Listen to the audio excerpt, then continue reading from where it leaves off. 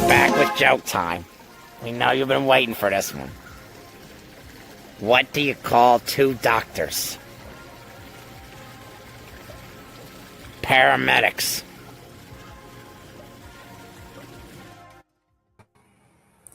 Hampton Roads has a long-running high school and college sports tradition. It's time to give them the spotlight they deserve. This is 757 Sports Talk.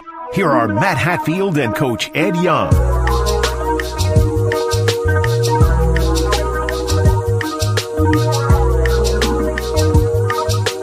Oh, look at this. We greet you. All kinds of water. This is going to make Ed explode today.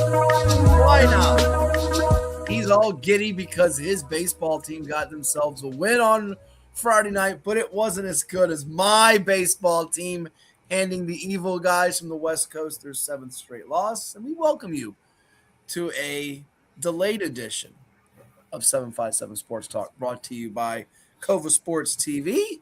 Like, share, and subscribe and interact with us as we talk to you all morning long for our 2-hour plus extravaganza. Coach, how's life treating you on this second Saturday of August 2026? Good morning to all. The coach greets all. It's a good day, beautiful day. Anytime you open those eyes, get out of that bed, that's a big win, because if you don't, nothing else really matters. So everything's good. Yankees come from behind. I didn't get a chance to see it. D-backs beat the Dodgers, huh?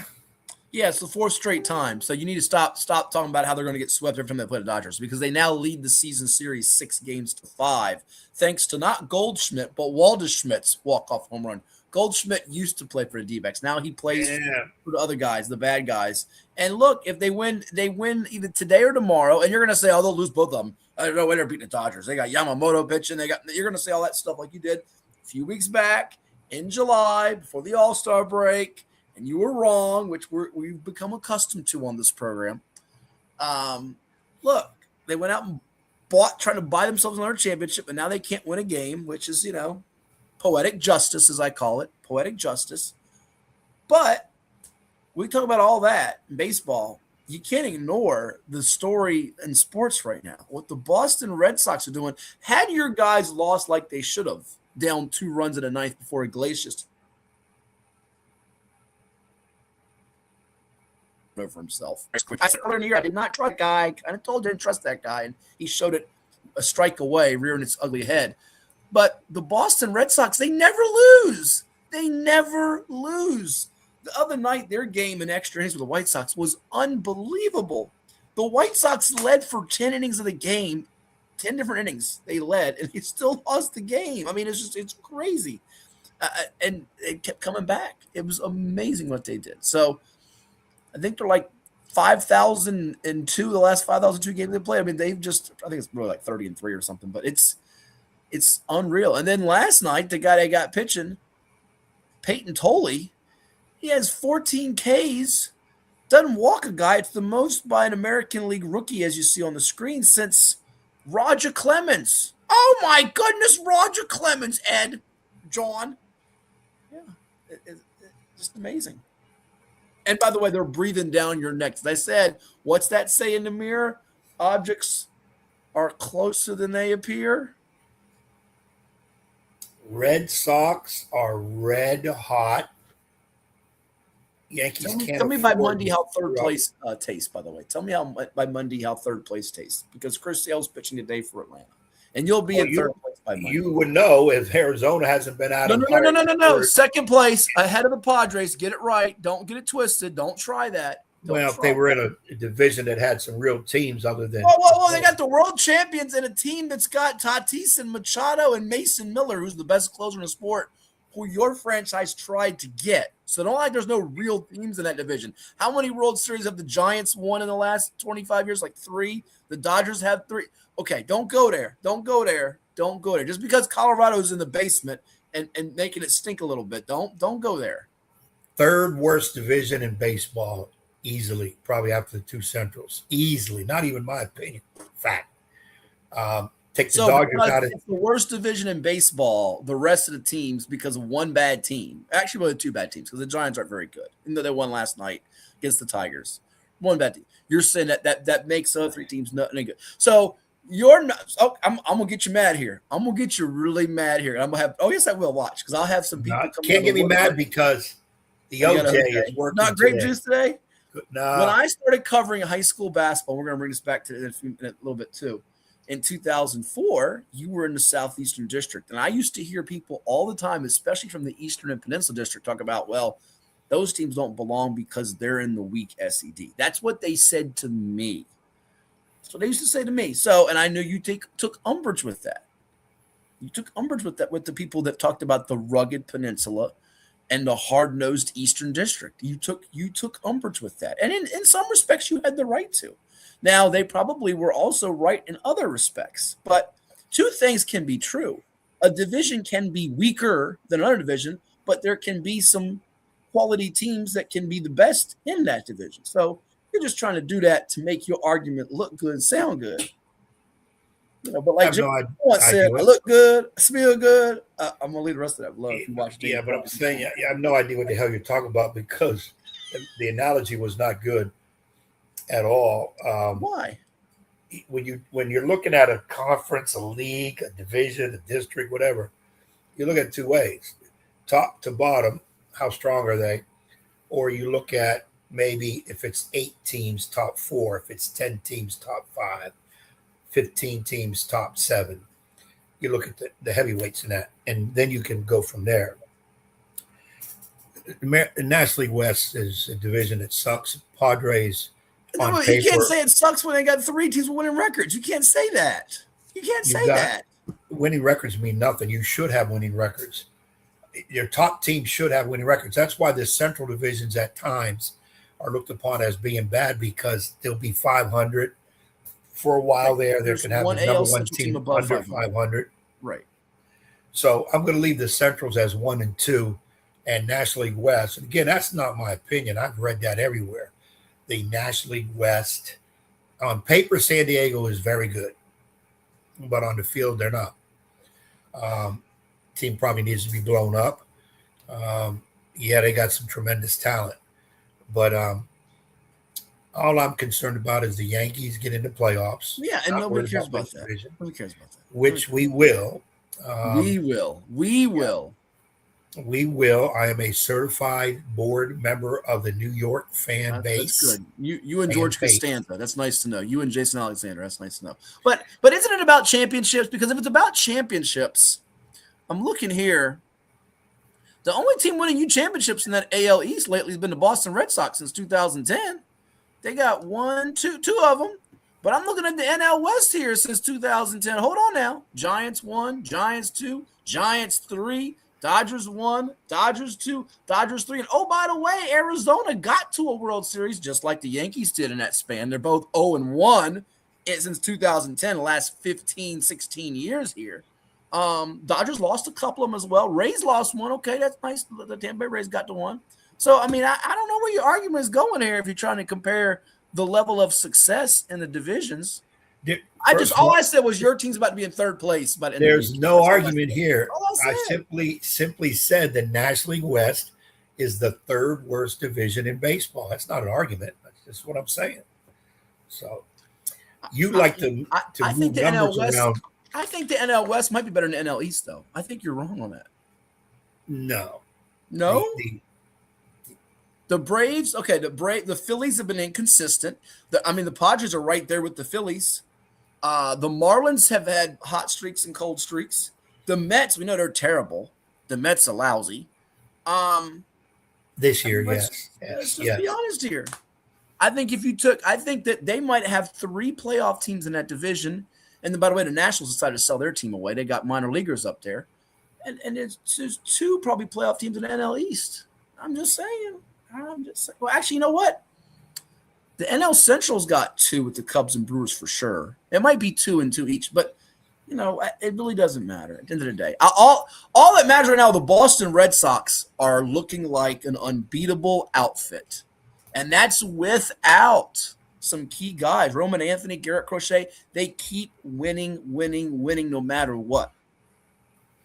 Unbelievable record since whenever. I think 27-3. Since they swept the Yankees, that was what sparked that their propelled history. them. Yeah. Of course, that's the one series Boston can care less about any other series, but boy, they got to beat the Yankees, and that's fine. It's a good rivalry to have. But right now, without question, if somebody says right now, who would you put some shekels on for your World Series winner?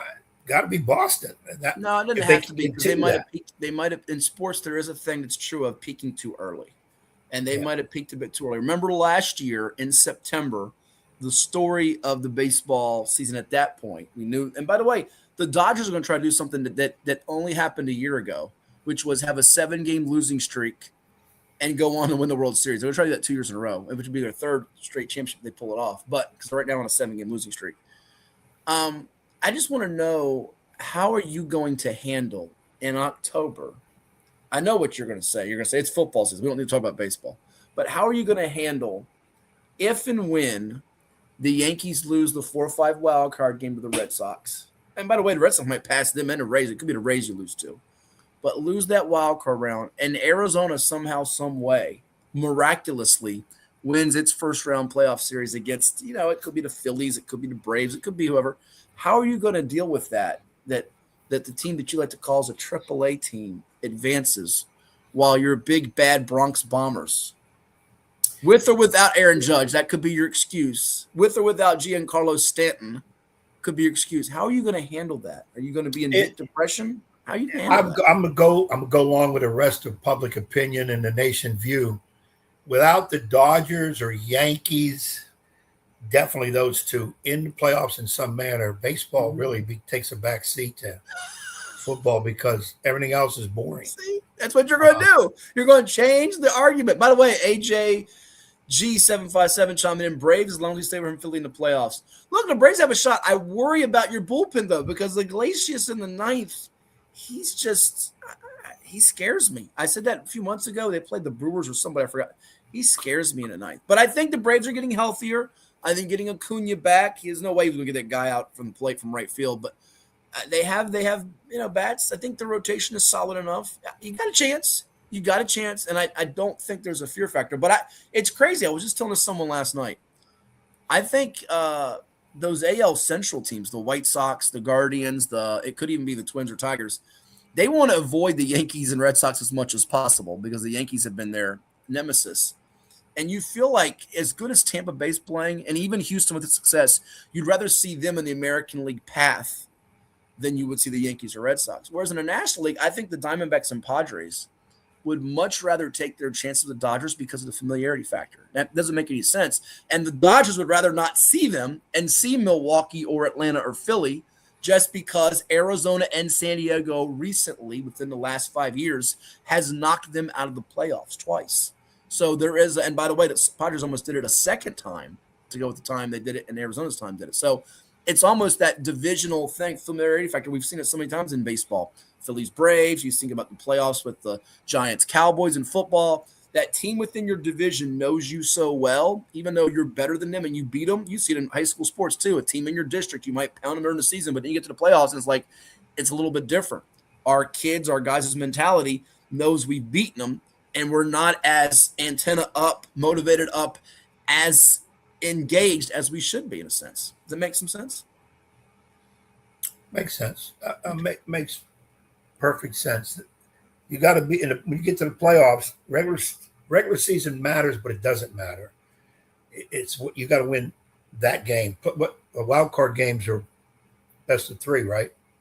The wild card is best 2 out of 3. Then the divisional series is best 3 out of 5, and then the championship series and World Series are best 4 out of 7. Yes, and I like how baseball does it. I like that. I do now. I didn't at first, but I've come around to liking it. I understand it. And I like that. I think the early round should be less games, and then your championship round for a league, and then with 2 leagues against each other should be best of 7. Everything else 3 or 5. But we'll see. Still a little over a month of baseball to play. Who gets hot? A lot of teams do have injuries. Are those guys coming back? How good will they be when they come back? Right now, Boston by far showing the strength. And you're right. Maybe they peaked too early. I still like Milwaukee in the National League. And American League is like, what day is today? Who can I go after next? One time I thought, beginning of the year, I thought it would be Seattle. Mm-hmm. And Tampa Bay's been strong all year, been right on top. Pitching, more pitching. And Junior Caminero, it's between him and Yordan Alvarez of the Houston Astros, I think, for American League MVP. Whereas in the National League, as great as Shohei Ohtani, the unicorn, is, I don't know. I'm not an Ohtani guy. He did get on my nerves. And by the way, I'm so glad the Dodgers haven't been able to do this little stupid thing with their hands. Keep losing. That gets on my nerves. Pete Crow Armstrong is the guy for the Cubs. PCA is out of his mind right now for MVP. Out of his mind. Playing offensively, defense, he's fantastic. I think he should get it. Definitely get it. No to Ohtani. But we got a lot on the show. We did earlier in the summer my top 10 baseball players from the 757 all time. Next week on the show, I think we're doing it next week. You got to remind me. We're going to do my top 10 football players from the 757. That's going to spark some debate because I can tell you right now, there are 2 Super Bowl champions of relatively recent form that I can't put in my top 10, and you're going to take me to task for it and tell me where I'm wrong. But I'm going to say who you subbing out to put them in. So this list is incredibly hard to do. I might do one for basketball too. I don't know if you have as many guys, but so we'll do the top 10 list next week. Today I'm going to give you my top 10 must-see high school football games, Ed, because the whistle's being blown, practice is started in full force. I've got 10 high school football games in Virginia that are must-see. Doesn't mean they're necessarily the 10 best games, but they're my 10 must-see games. So it's my list. You can get mad if you want, and I know you will. Has some 757 teams, has some non-757 teams in it, and I rank them from 10 to 1. And we'll see if Coach can guess it or how he'd rearrange it or reorder it. We do have the college football top 25 coaches poll out. We'll get your take on that. But when we return, and also Andre Twine's going to join the show, he of Purple Thunder, Deep Creek Hornets, 11 a.m. to chat with Coach Twine about his team. Oh, Woody. I love you, Woody, but that's when I want to just throw you in the pool, Woody. When we come back, though, we're going to talk about Ed's second favorite sport, and that's the WNBA. Because, yes, they're embroiled in some more controversy. And if you haven't seen it, shaking his head already, we'll show it to you. And they're watching where, Coach? WNBA messed me up. Kova Sports TV. Like, share, subscribe. An Ed Young rant is loading. Don't go anywhere. Back in a moment. What is more? Is it more reps, more strength, more stamina? We say it's all of that, but it's greater than just what's in the mirror. It's about improving your mental and physical health. More is a feeling of achievement, fulfillment, confidence. It's looking better, feeling better, being better, and it's our mission to get you there. Because here, you are more. One Life Fitness.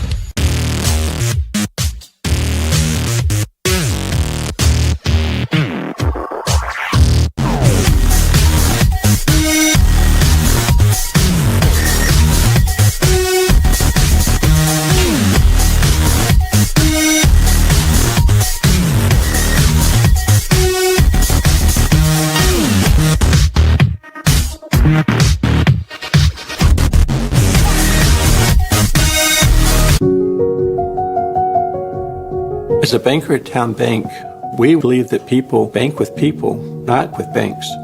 You're looking for an actual personal relationship, and that's what you get at our bank. You get that person that gets to know you, gets to know your business, is there for you. I think that is what motivates us, what drives us, and the idea that we are trying to serve others and enrich lives, I think is very true.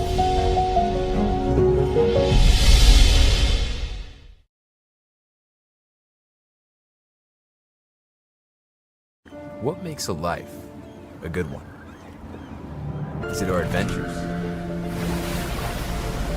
Or the friends we find along the way? Is it the challenges we conquer together? Maybe it's the people's lives we touch every single day. So, what makes a life a good one? You'll have to figure that one out for yourself.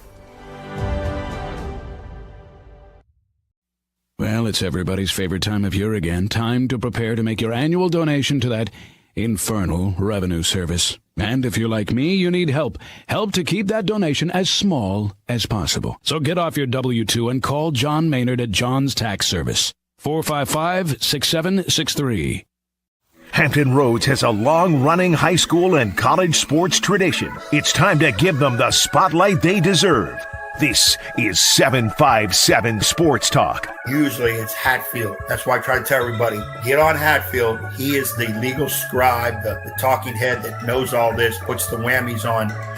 We do things different on this podcast. That's why we're rated number 3 in the state. You got Play-Doh? Get out of here! We got people all over the globe watching with us. Sitting in a phone booth with you would be very... well, no, we got to have your own phone booth. I'm not sitting in a phone booth with you. It is 757 Saturday Sports Talk here on Cova Sports TV. Like, share, and subscribe. Oh, this one got sent in by a viewer. So we got to give it to you for our latest edition of Joke Time on Poolside Adventures. How do you make a Venetian blind? Poke him in the eyes.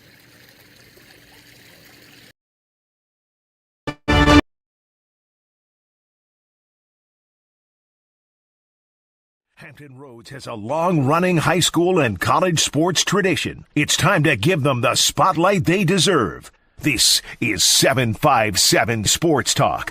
Here are Matt Hatfield and Coach Ed Young.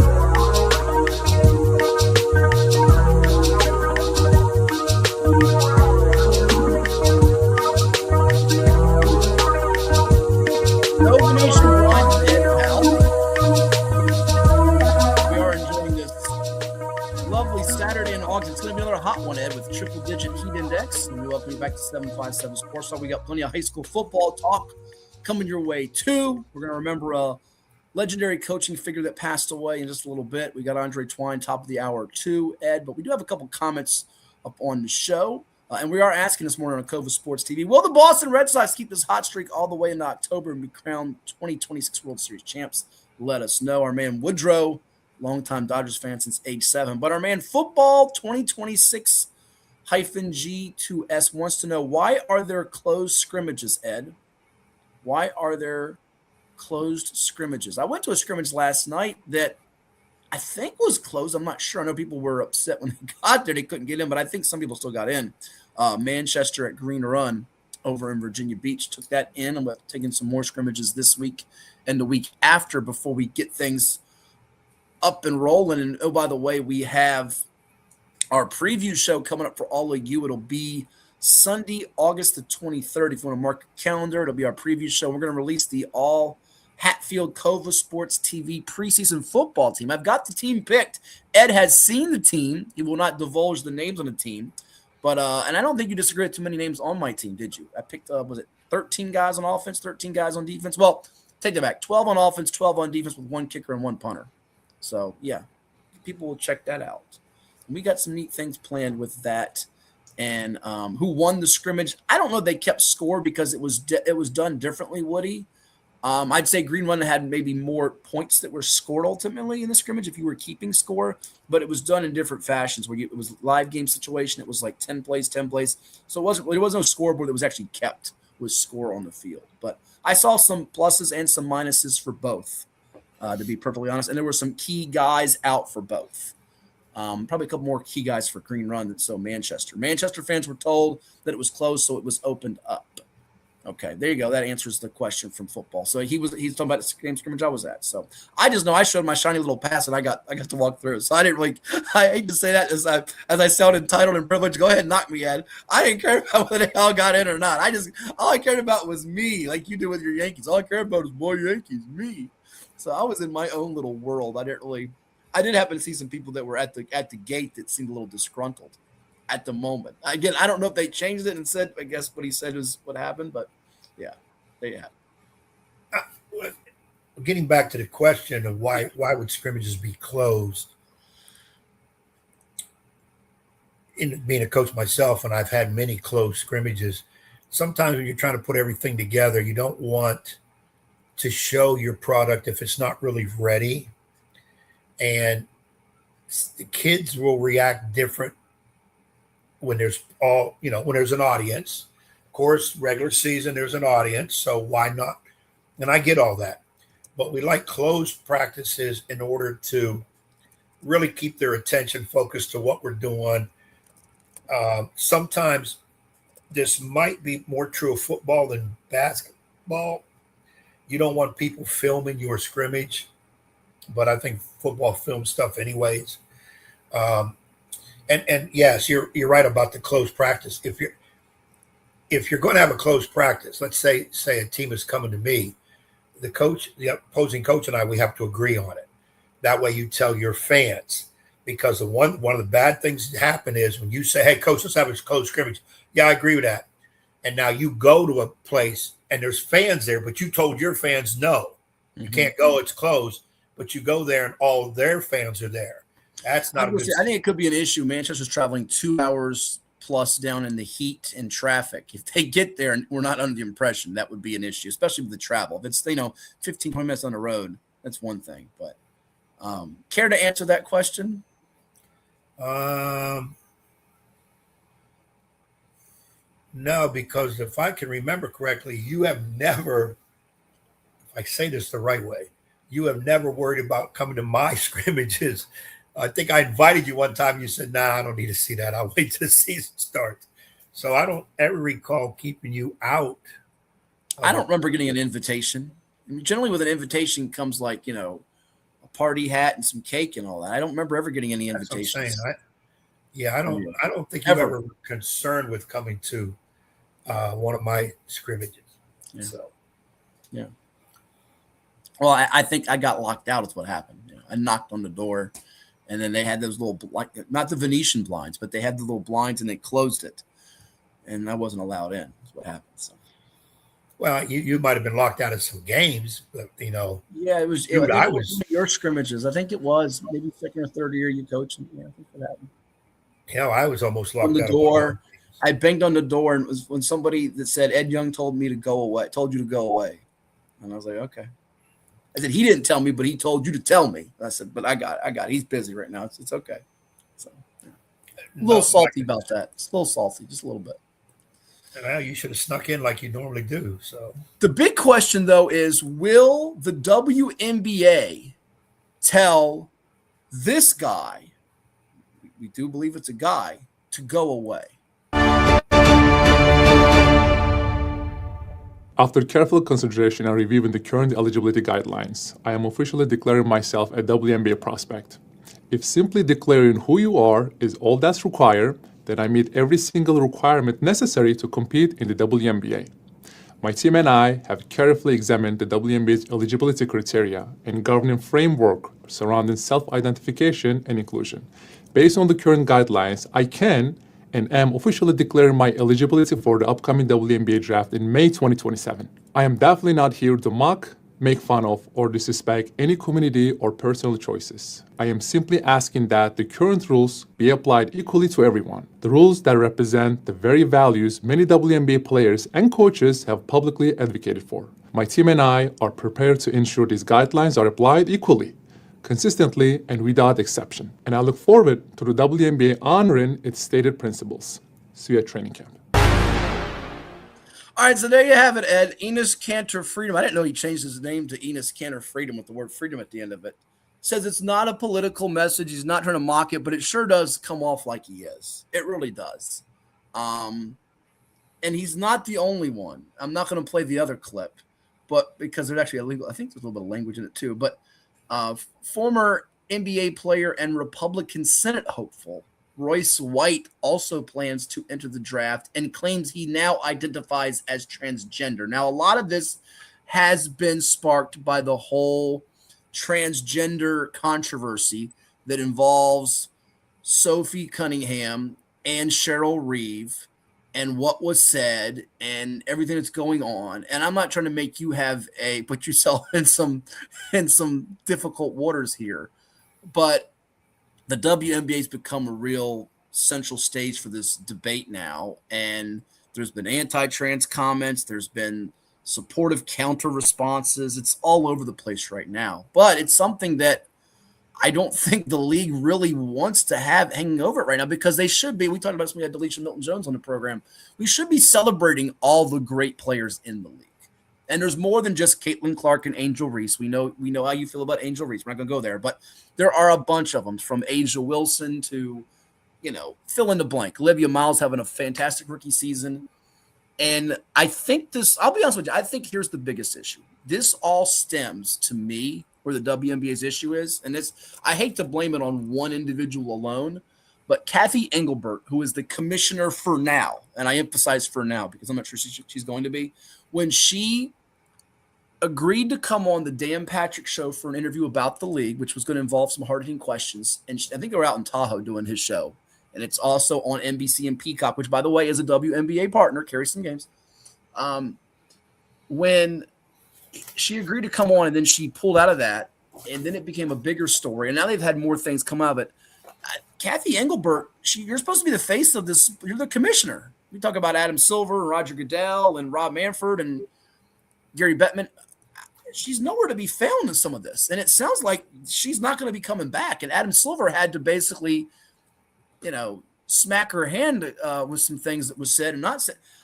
I don't know where this league's going right now. And I hate it because I think it should be celebrated and we should not be talking about things like this. But it's now front page news all over the country. It's on televisions. It's, again, whatever political channel you like, Fox or CNN, that the people up there all the time. I flip by, I see it. I don't really watch it very much. But it's kind of sad. It's kind of sad, to be honest with you. Well, I said it before that the league is in the news a lot for the wrong reasons. A lot of the Caitlin Clark stuff was big. Right. Then you started seeing stuff about divorces among the women. And then along with that, big story about so-and-so cheated with some other players. And I'm saying it's not sports, ridiculous. Right? It's not sports. Yeah, it's ridiculous. Yeah. Now, and not compartmentalize some of this stuff. Enos Kantner, if he wants this to be a joke, okay, the joke failed, he failed, now go away. You had your 15 seconds of fame. By the way, Enos Kantner, I think, is 6'10", 6'11". Played it. Great question. I'll give you the exact height. He is listed at 6'10". You're right. And he's from Switzerland. And by the way, a couple more comments. So I can't put on my screen. One, Bad LDO says, what a jerk. Hope the WNBA can sue him, but doubt it. Just causing more division. But I think I know where you're going with this. Continue on. Yeah. Kantner, he needs to, if he's doing that as a joke, as I said, okay, you had your 15 seconds now. Go back to where you came from. Your NBA career was over and whatever. No, I'm not dumping on him. He was an okay player, much better in college than he was pro. And I think the other guy you said, Royce White, played in the NBA also. Yeah. Okay, first of all, go ahead and declare for the draft. And I would hope the league, without somebody telling them, nobody's going to draft them well. So now you have to go away because you didn't get drafted. Nobody's bringing you into camp. So the joke's on you and we move on. As for the transgender athlete that, and I forget their name, that's possibly coming in, this is where the debate is, and this is where you've got to navigate the right way politically, whatever. And if I'm not mistaken, I thought President Trump signed an order when this was debated about athletes playing, male athletes or transgenders from male to female to play sports, you had to play based on what you were born as. Yes, he signed a series of executive orders keeping men out of women's sports that bans transgender women and girls from female sports teams in the schools. Because I think the issue was in one of the states, Massachusetts or whatever. Right. So now my question goes back to, is his order binding or we just laugh at it because it's Trump? Don't know, but this is going down a winding road, almost like with intercollegiate athletics and lawsuits and things we talked about, and even back to here in Virginia High School League. This is an issue even in the local front and statewide about. This is something you and I have, and I don't want to say this like we joke about it, but I've said to you, this was years ago. You remember this? I said to you, Ed, as a coach, because I wanted to get your professional opinion, not so much your personal opinion or how you feel about it, because I think this is a serious topic. I said, I remember, because when I said it to you, you looked at me like I had two heads on my head, but it was something that just popped in my brain. I said, what happens when a boys basketball player isn't really like good enough for the boys team and has a gender change and wants to play for the girls team? What happens? And I don't know that there's, to me, I don't know that there's, you don't think about that in terms of how you handle it in all seriousness. But I'll go here, and I don't want to make this a political thing, but Bob Costas was on CNN a couple years ago about the IOC's ban on biological males in women's Olympic sports. And I think his comments have a lot of how people feel about it. He goes, quote, "Common sense is not transphobic," he said, while stressing that transgender people deserve respect and dignity. His key points: no trans man has ever successfully competed against men at the Olympics. If Caitlin Clark made the NBA, it would be celebrated. If a bench NBA player dominated the WNBA, everybody would know that is BS. Title IX was progressive for a reason. Women's sports categories exist to keep competition fair. And I think that's just almost the common sense part of this is like, what are we doing? What are we doing here with Cantor and Royce White? But now the WNBA's handling of things also makes you sit here and go, oh my, like it's kind of frightening in a way because you don't know what's going to happen next. We should be talking about Alyssa Thomas, who's going across ticker, having her jersey. We should be talking about some of those things. And the league has gotten more media attention in recent years than it did back in the days of the Lisa Leslies and the Cheryl Swoops and the Delisha Milton Jones of the world. But like you said, it's not all been positive and good, and that's the sad part. That's the discouraging part. Yeah, that the WNBA image needs redefined, fixed, cleaned up, shined, whatever. But isn't that starting with the commissioner? Doesn't that start up top? Yeah, I won't even call the worst commissioner because I don't look at her as a commissioner. I don't think we don't know her. We don't know what she's about. She hasn't had any comments. Yeah. She's not out front. Yeah. It's like she's just like a figurehead. I don't. Right. The players, just like the NBA, the players have more pull, say, and whatever than her do than she does. Great point. Did you see the ending of that game? You probably didn't even see it. Probably have no idea. I'm not gonna get into. No. It was a good. What I'm saying is, what he's making my point. We should be talking about things in sports. We saw the Red Sox, the crazy game they had on Thursday night with the White Sox. That was back and forth. There was a crazy game, epic ending. Vegas down 20 points to the Fever. They come back, and then listen. That's what I'm saying. We should be talking about things like that. Yes, we should be talking. That's what we should be talking about. He's making my point for me. I'm telling you. Yeah, women's pro baseball exists. But we're sitting here, and that's what people all over the country are talking about right now. And that's why you're right in a lot of respects. It's unfortunate because it makes people snicker and laugh, and they should be respected and celebrated. It's wrong, and we shouldn't be having this thing. And I'm gonna go another step further. I'm gonna make people mad with this. I don't know as a coach, that Cheryl Reeve should be wearing messages coaching. I don't know if that, again, that's a really touchy, and that will start a whole debate, but I know this, and I know this in my heart to feel this way. And again, I'm not saying she can have her own feelings. If there were coaches in other professional sports leagues doing that, I know they'd be under a lot more scrutiny, I think, than what she's been under. I do. I think having those messages, I know everybody has the right to have their feeling opinion, but when you portray that in a public light sometimes, that can backfire, and it can also cause division within your own locker room and within your own organization and within wherever your workplace is. It's a very fine line. You have to be careful with that. You do. Yeah. Again, that's the WNBA is. I'll try to say this the right way. It's the only professional league that you'll see player more so. NBA's done it. Players have done it some. Where the NFL with kneeling before the NFL. With kneeling. They have feelings on their shirts about pride, whatever. And I always just want to say, you need to have the merit of your league, whatever it is, based on the play of it, not all these messages and fighting for recognition. And I had a debate with somebody one time, and they said, "But coach, women have had." Through history have had problem getting recognition, being allowed to be in habit leagues and whatever. This is why it's a constant battle. And I kind of shake my head and say, but aren't we better off now than back then? And again, WNBA belongs, no question it belongs. It does. And it's tremendous players in there. Women can really go at it. But can we just base it on their play and not all this off the court? I don't care who divorced who was cheating on who. Every league, all the men's leagues, there's cheating going on. There's divorces going on. There's scandals. There's domestic violence going on. Yes. That's not right. Yeah, we don't. None of that's good. No. But we don't tend to put much news on it. And now, can we go back? And it's because of news that they don't want to report on the girls' game. That's boring. Oh, wait a minute. So-and-so said that their girl / wife cheated. Oh, yeah, let's put that on there. And I'm like, I'm not going to get bit by that mess. I want to see the games. I want to see the girls that are playing, who's good, who's not good. Well, and listen, I think NBA and all the other leagues, based on that. I don't care about that off the court, which it happens in real life too. Okay, but we don't get on the newspaper and say so-and-so down the street got in a divorce, or so-and-so up the street is cheating or whatever.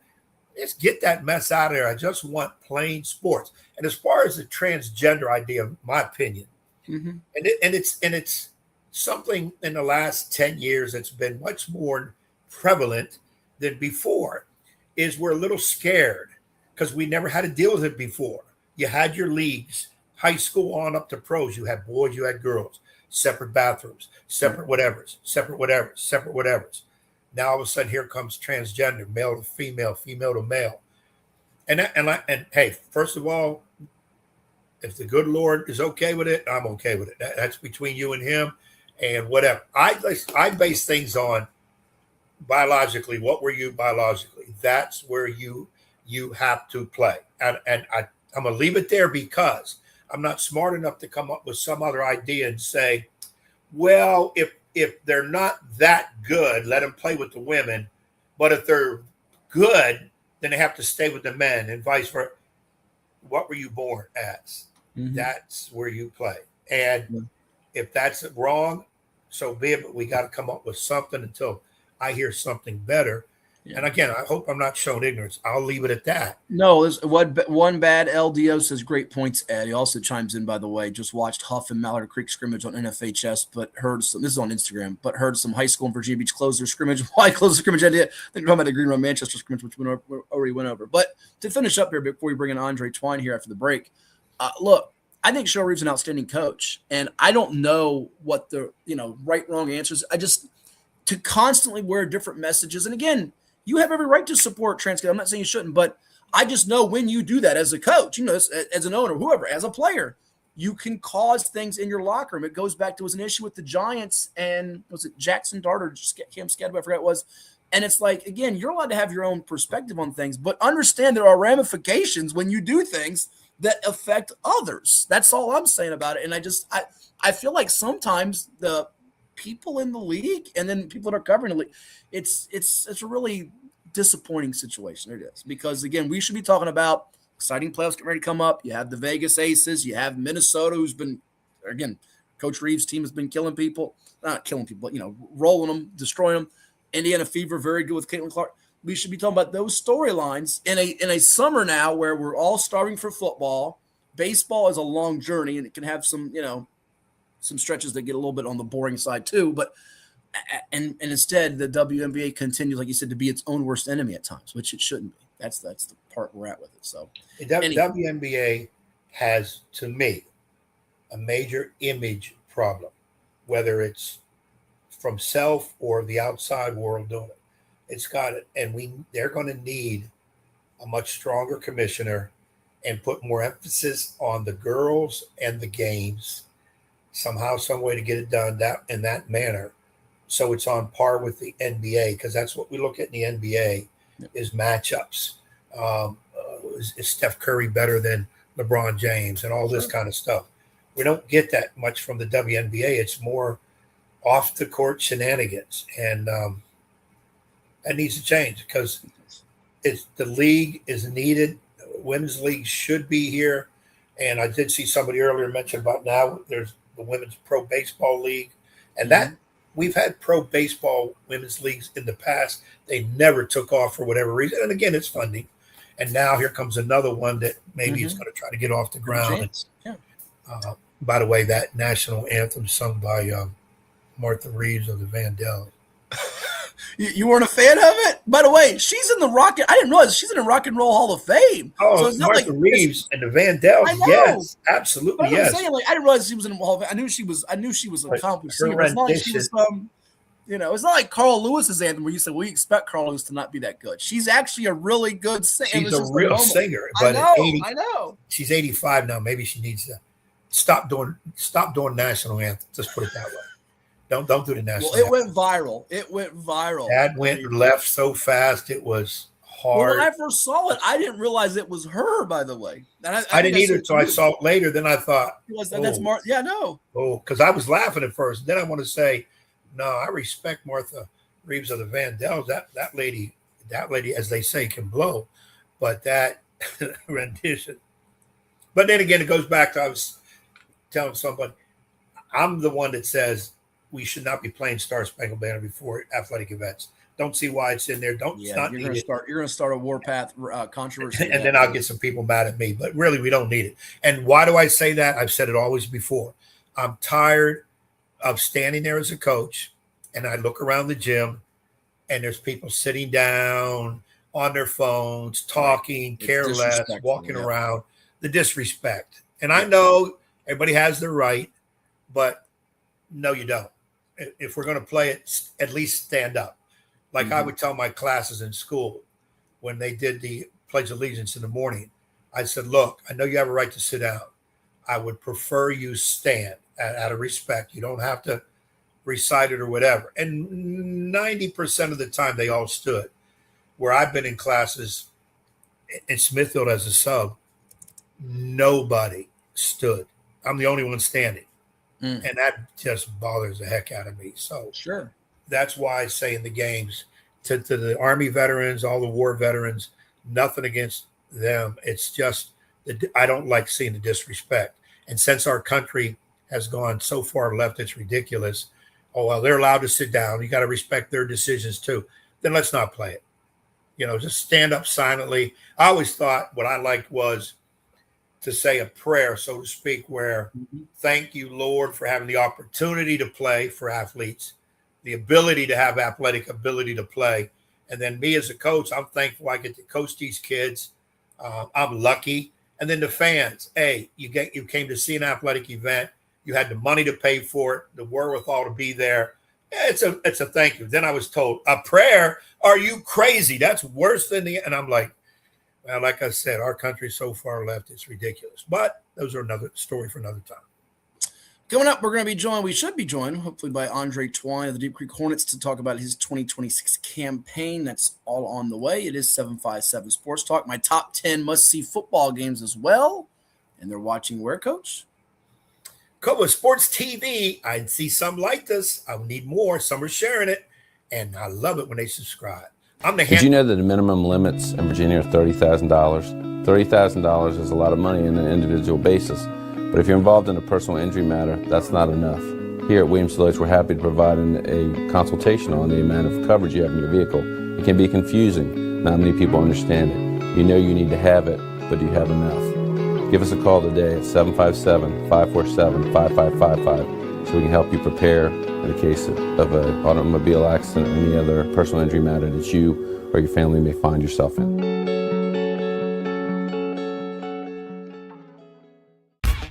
For any athlete, making it to the top sometimes comes with a few steps back. That's why there's CHKD Sports Medicine. Advanced diagnostics, treatment, and rehabilitation for sports injuries, just for young athletes like yours. What's up at DQ? Oh, just the best deal ever. The $7 bacon cheeseburger meal deal. Bacon cheeseburger, fries, drink, and a sundae. No time to be modest. It's all full size for just $7. Right now at DQ. Happy tastes good.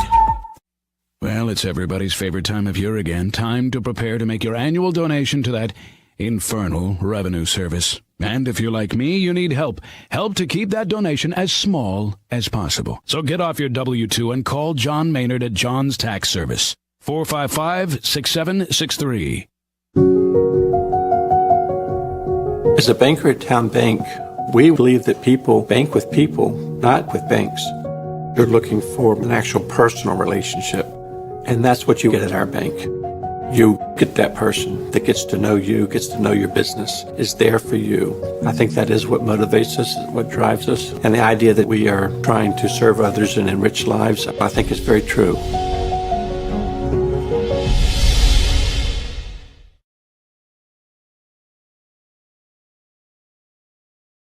What makes a life a good one? Is it our adventures? Or the friends we find along the way? Is it the challenges we conquer together? Maybe it's the people's lives we touch every single day. So, what makes a life a good one? You'll have to figure that one out for yourself. After more than 50 years of innovation, AstroTurf still leads the way. The inventor of artificial turf does it all, right here in the USA. We engineer, test, manufacture, and install the world's most innovative fibers and turf technologies, with over 30,000 tracks and fields worldwide. AstroTurf, powered by Sport Group.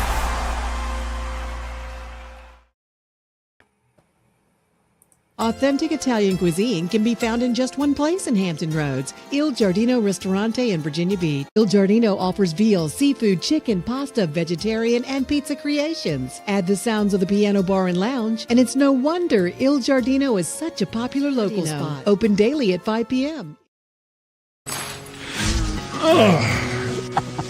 Welcome to the most honest commercial you'll ever see. And as you can see, me and you are both having trouble starting to talk. Yep. I mean, this is something that you're breathing in every day. Yeah. Like 50% of the air in the house? Yes, sir. Yes, sir. Is coming from down here. Yes, sir. How's your crawl space looking? You say we're going to be here a while. Yes, sir. All right, let's get busy. Get a free and honest inspection with JES Foundation Repair, a Groundworks company. This just in for all you animal lovers. Dogs can't operate MRI machines, but cats can. Cats can. This is 757 Saturday Sports Talk. Here are Matt Hatfield and Coach Ed Young.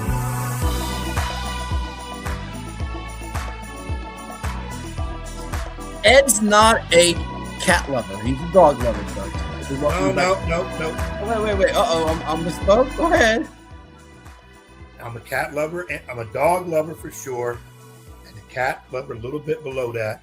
Remember, I had my Charlie, my cat for. Well, that's right, Charlie. 15 years before he passed. He turned me over into more of a cat. I like them when they're kittens because they're more playful and whatever. Cats are very finicky. They're not like dogs. They're easy to maintain, more maintained than a dog. Okay. But no, I do enjoy cats, but if I could only pick one, it would be dog. All right. At this time, we have a special guest with us. You see him out there in the heat, getting ready for football season with the Deep Creek Hornets. He is the head coach of Purple Thunder and the Hornets, Andre Schwein, with us. Coach, thanks for stopping by. We're getting closer and closer to game one, which for you guys, I believe, is that August 28th against Currituck? Yes, sir. August 28th, we're home again, man. Currituck been a crazy matchup. It's like a back and forth grudge match, seems like, with them. Yeah, I don't know if people realize a couple of years back they had a really good team, and I know one game you played in the heat on a Saturday, lost that close. You got some revenge. They've been pretty pesky, I guess you could say. So that's going to be a good tone setter for what's ahead. And we know the Southeastern District is always unforgiving, if you will. Definitely, man. Currituck, they won their district last year, if not mistaken, man. They're a very good football team. They just play very sound and disciplined, so we got to be on our P's and Q's with that. But give credit to their program to do an outstanding job. Yeah, absolutely. And, of course, you got to replace some guys that graduated that were very key for you. Mike Jones, Norfolk State, I believe. Trayvon Litton, VMI. Those are some big shoes to fill, some guys that were integral for your success. Yes, they are, man. We're going to miss them guys. Trayvon Litton, of course, VMI. Doing well. They have my linebacker up there, and then Mike Jones at receiver at Norfolk State.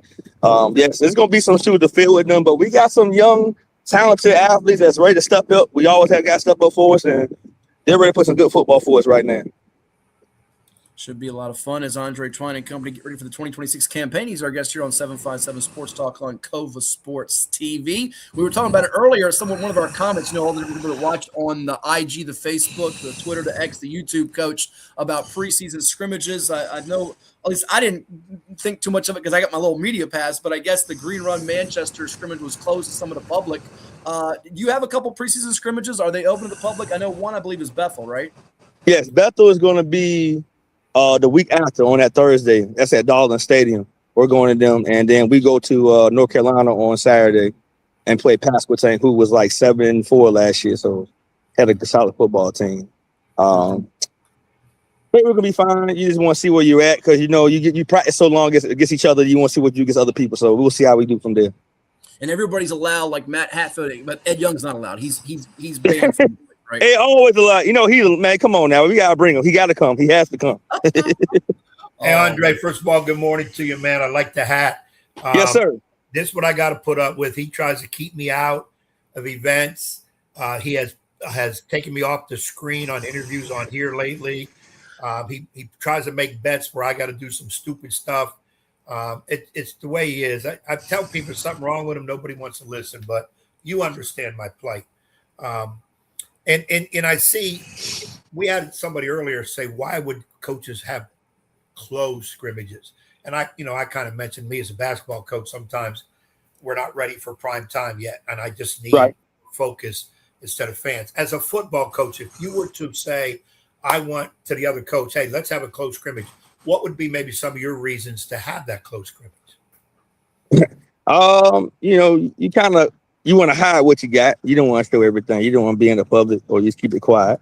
Sometimes, again, like you said, some people are not ready for that type of limelight yet. That could be a big issue with that. And sometimes you don't want to see parents out there because parents, they can be a little boisterous with certain things. So they just want to focus on the kids at that point. So I like both. I don't mind closed scrimmages. I like open. I mean, somebody gonna find out about you anyway. Somebody gonna have the film. So you can't hide only so long. So true. It's good. It's good protocol for both. And that's what I said. I said with football, I would think it's a lot has to do. Maybe they don't want people coming in and filming you, but it's much harder to have a closed football scrimmage because you're outside. Whereas I'm in the gym, I can control doors a lot easier. You don't have doors to control. So for the most part, it's like you said, it's going to get out there one way or the other, and you just have to be ready. And for people that say, well, the kids aren't ready for a prime time. Well, coach, you can play all your games in front of we understand that. But right now, we just want this closed so we have their attention. No question that it's going to be open, and here comes people, the lights are on, officials, whatever. We get that. And we're protecting maybe their esteems or whatever. I don't know how you do it. Right. But those scrimmages are there. A lot of fans don't understand it because they just want to hurry up and watch. And I get that, and that's fine. But let coaches, if they want to have them, let them have the close scrimmages. But make sure you both agree, because like the Manchester situation, if I go to your place for a scrimmage and you told me it was closed and all your fans are there, I could be a little upset because I just told my people they can't come. Right. Now, my case, because they heard that your people were there. So you just have to those logistics. Yeah, communication is key with all that. Like you said, communication, both sides agree upon that. Because if I'm coming from Richmond, I want to see my kid play. I mean, it's what it is. And of course, that once you open it up, you're gonna have other people come as well. Friday in the evening time, some people practice in the morning. Hey, shoot. Hey, but I would come out there myself to see. I mean, I just love football, so I want to see some good football action anyway. So I get it, but it's a gift and a curse to that. You only can avoid so much with that. Somebody's going to find out and see who you are. Yeah, it's true. I mean, and it does show you with people commenting and stuff that there's a care, there's a love for football, as you know, an enthusiasm, and certainly you have it at Deep Creek. Before we get into your players and what's ahead for this season in the squad, we always like to do the biography of folks. We've had you on so many times before talking about your days at Great Bridge. Yeah. But I want you to tell the audience, of course, the Twine name is big in Chesapeake because of your father, Phil, Oscar Smith legend. Tell us for those that are not familiar with that, maybe outside of 757 tuning in, about your pops and what he's done for you on your coaching journey, which is still going strong here at Deep Creek. Man, my dad has been a prime example of things to do as a man, not only on the field, but off the field, coach and teacher. He's in the Smith Hall of Fame for playing football and ran track and played baseball. He was all-time winner in 1968. Went to Norfolk State, played there. Taught for like over 45 years at Smith Middle, and just a staple in the community. So he's been a great example of as being a great man and coach. I always have that knowledge of saying, "Hey, coach, hey Dre, do this." Always quiet about it, but it's like you better do it or I'm gonna get you type of thing. So at the end of the day, he's always been that type of guy, a man that has been a great example for my brother and myself. So he's going strong, man. We were doing some board drills. He fell, popped right back up. Like kids were like, God dang, coach. So he always has that energy he brings. It's nothing dwelling on that one. So he's that type of guy that's going to do that. And he's been a great example for him. And the thing I admire most about your father, Andre, Phil Twine, I'm talking about Ed, and Ed, you'll like this too, is that I've covered so many games over the years, even before you joined your coaching staff at Deep Creek, when he was at Oscar Smith, and as you said, Oscar Smith legend.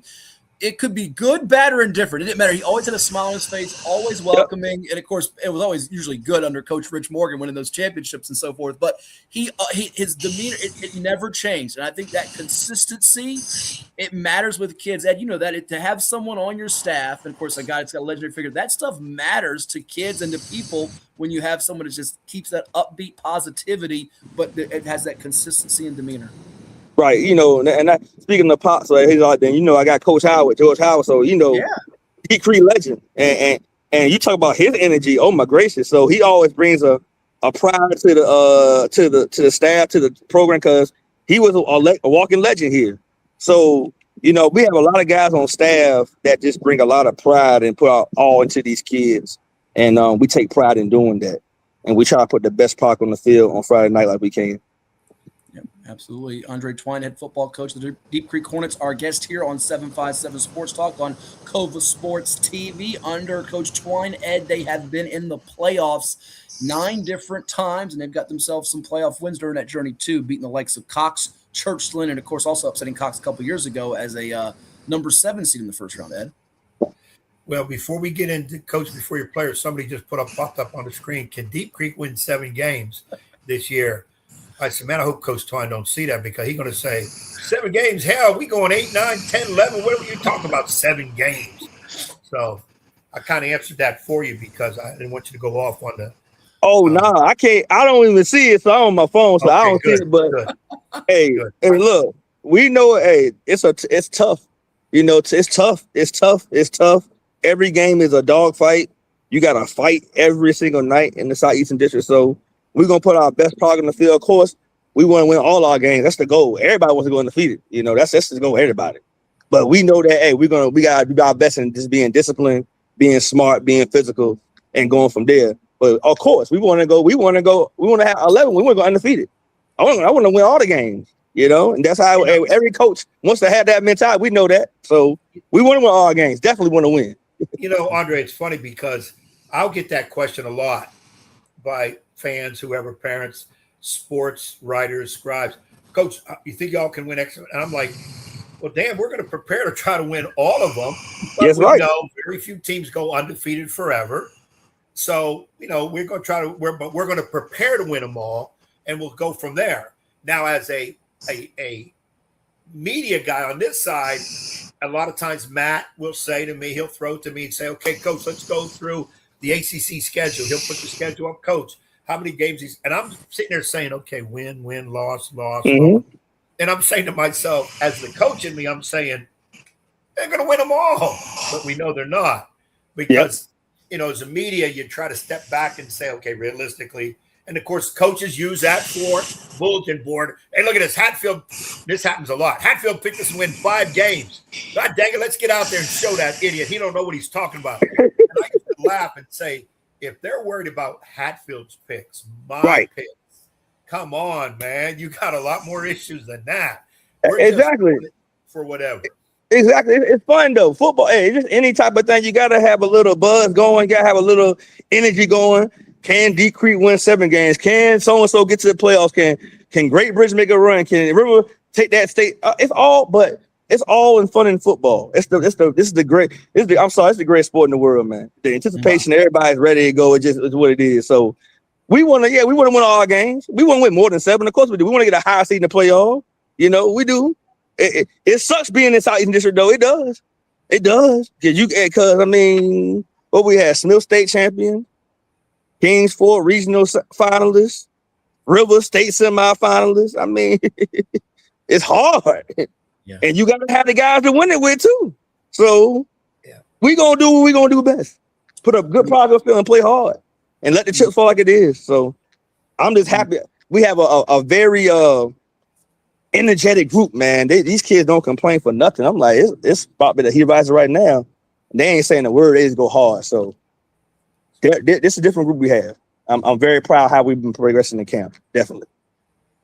Well, let's dig into your squad. And before I know Ed and I will tackle your offense, defense, I want to start with special teams because you've had some really good kickers over the years. You got your kicker back, correct? Man, look at here. That kid, Peter Kubas Salgado, is that his name? Yes, sir. This kid, man, like I said, he's a freshman last year.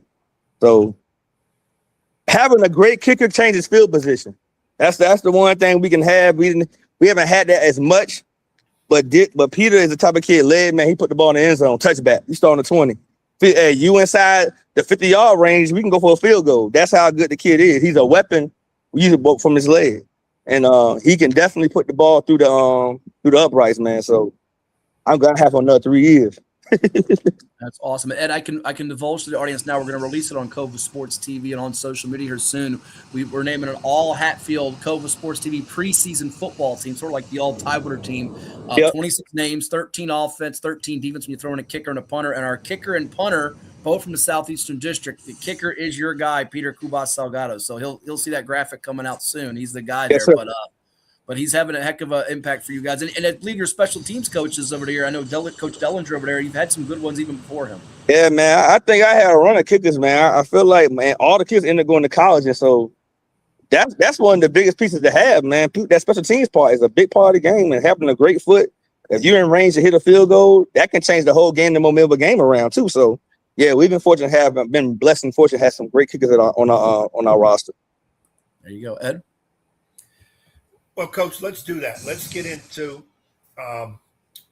other key players. Okay. Let's start with the offense. Let's start at the quarterback spot. Most important position in all sports, quarterback, and talk about your veterans. And I always like, especially seniors, who has the chance to play next level.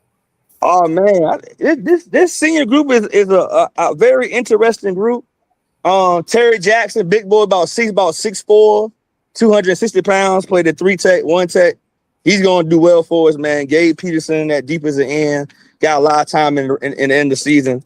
He's going to do well for us. More so, Devin Delaney, running back, slot, safety. Najee James at cornerback. Got a few of those guys. Anders Johnson, just a 4-year guy in the program, and really a smart linebacker. But we overall have some solid seniors, and we got there. Got a young kid, LaRon Powell, coming from Hugo Owen Middle School. Kid's an athlete, man. He's fighting for the position at quarterback, but he's really showing us up, but can play DB as well. Very good athlete. Have a lot of youthful guys as sophomores, but they're like a year ahead of themselves. Jeremiah Bell, Josh Bell, had a kid, Elijah Murray. It's a lot of names I can name to you. And these guys play fast, play physical, and play with some energy. So they're gonna be a force to be reckoned with when we see it on the field. So I feel like with the team we have this year and how they're playing out, they're gonna be fine. We have a lot of good guys coming back and going from there. So we have a great senior group. At the same time, we have a lot of youthful guys that can play as well. You highlighted some of the seniors there, Coach, but the other thing that caught my eye, you mentioned the fabulous freshman for you, LaRon Powell, class of 2030. And we see other freshmen in the southeastern district in the area. It's just like they talk about in college football. Do you start a true freshman at quarterback? NFL, do you start a rookie at quarterback? And last year, Indian River wins the regional championship with Lord Malik Carew as a ninth grader. Oscar Smith now has to start one with Justice Kular, who's already been touted as a Division I prospect due to the unfortunate injury to Lonnie Andrews III, the UVA commit. What's your take on playing freshmen early? Because you have some good senior leadership, but do you like throwing them to the Wolves out there in the SCD? And how do you and your staff handle that, the process of getting those ninth graders ready for Friday Night Lights? Hey, the KISS method, keep it simple. Keep it simple. You got to be simple in what you're doing. Sometimes you get a kid that he's athletic and sometimes you overload him too much, but we try to be fundamentally sound, give him base stuff to do and let it play out, and then we'll build on top of that in the season. But we want to keep things, that's just across the board, everybody. We keep it simple enough so they can play fast and play physical and get that going. That's what we want to do. So that's the biggest things. And sometimes it's not real until you put them lights on. It's a different ball game. So we try to instill the technique and the discipline now, because we know when lights come on, it's a different ball game. I love that approach and mantra, Ed. It's like I think Judge Judy used to say, KISS. Keep it simple, stupid. I love it. I love it. Here with Andre, 23 minutes, the head football coach of the Deep Creek Hornets on 757 Sports Talk on Cova Sports TV. Last year, another playoff run in Region 5A. Of course, the big upset back in 2024. Looking to make some noise again here out of the SC. Ed? Well, Coach, one of the things that would cross my mind, I always want to ask football coaches this as I try to learn that sport even more and more. Besides give you guys tips on what to play when it's third and inches and all that stuff. It's often said you look at your group of athletes and then you decide what system you're going to run. For instance, basketball, I can't say, hey, we're going to, like most coaches do when they get hired, we're going to press full court. We're going to run and gun, baby. We're fast breaking because they want to get the crowd excited. Nobody comes in and says, we're going to walk it up. We're going to play zone. We're going to throw the ball 19 times before we shoot, because they feel like people will say, I ain't coming. But football, to me, and correct me if I'm wrong, it seems like you guys have a system, wing T, whatever, and then you fit the players into that because especially if it's been working for you.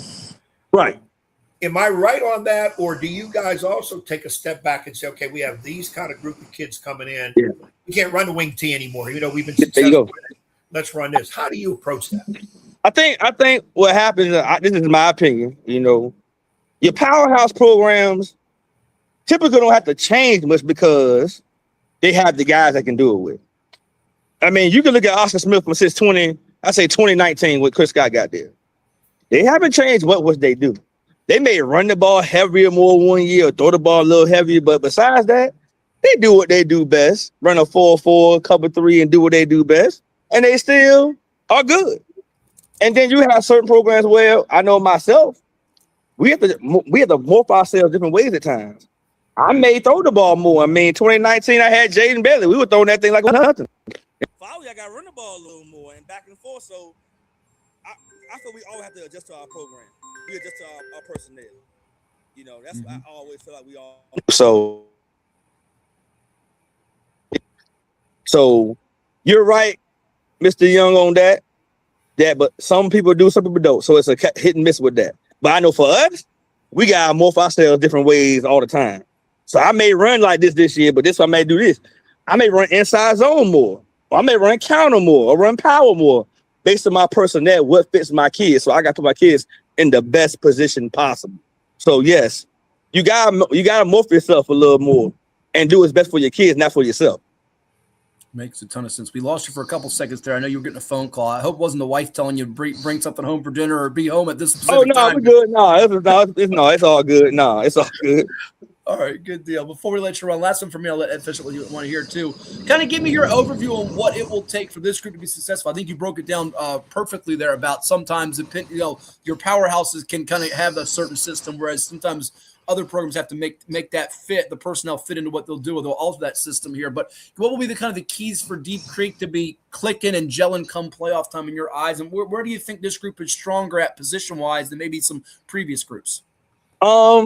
Consistency, accountability, discipline, all those small things.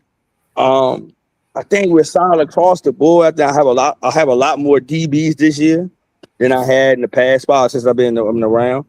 Linebacking core is solid with experience. We have some linemen that have experience as well.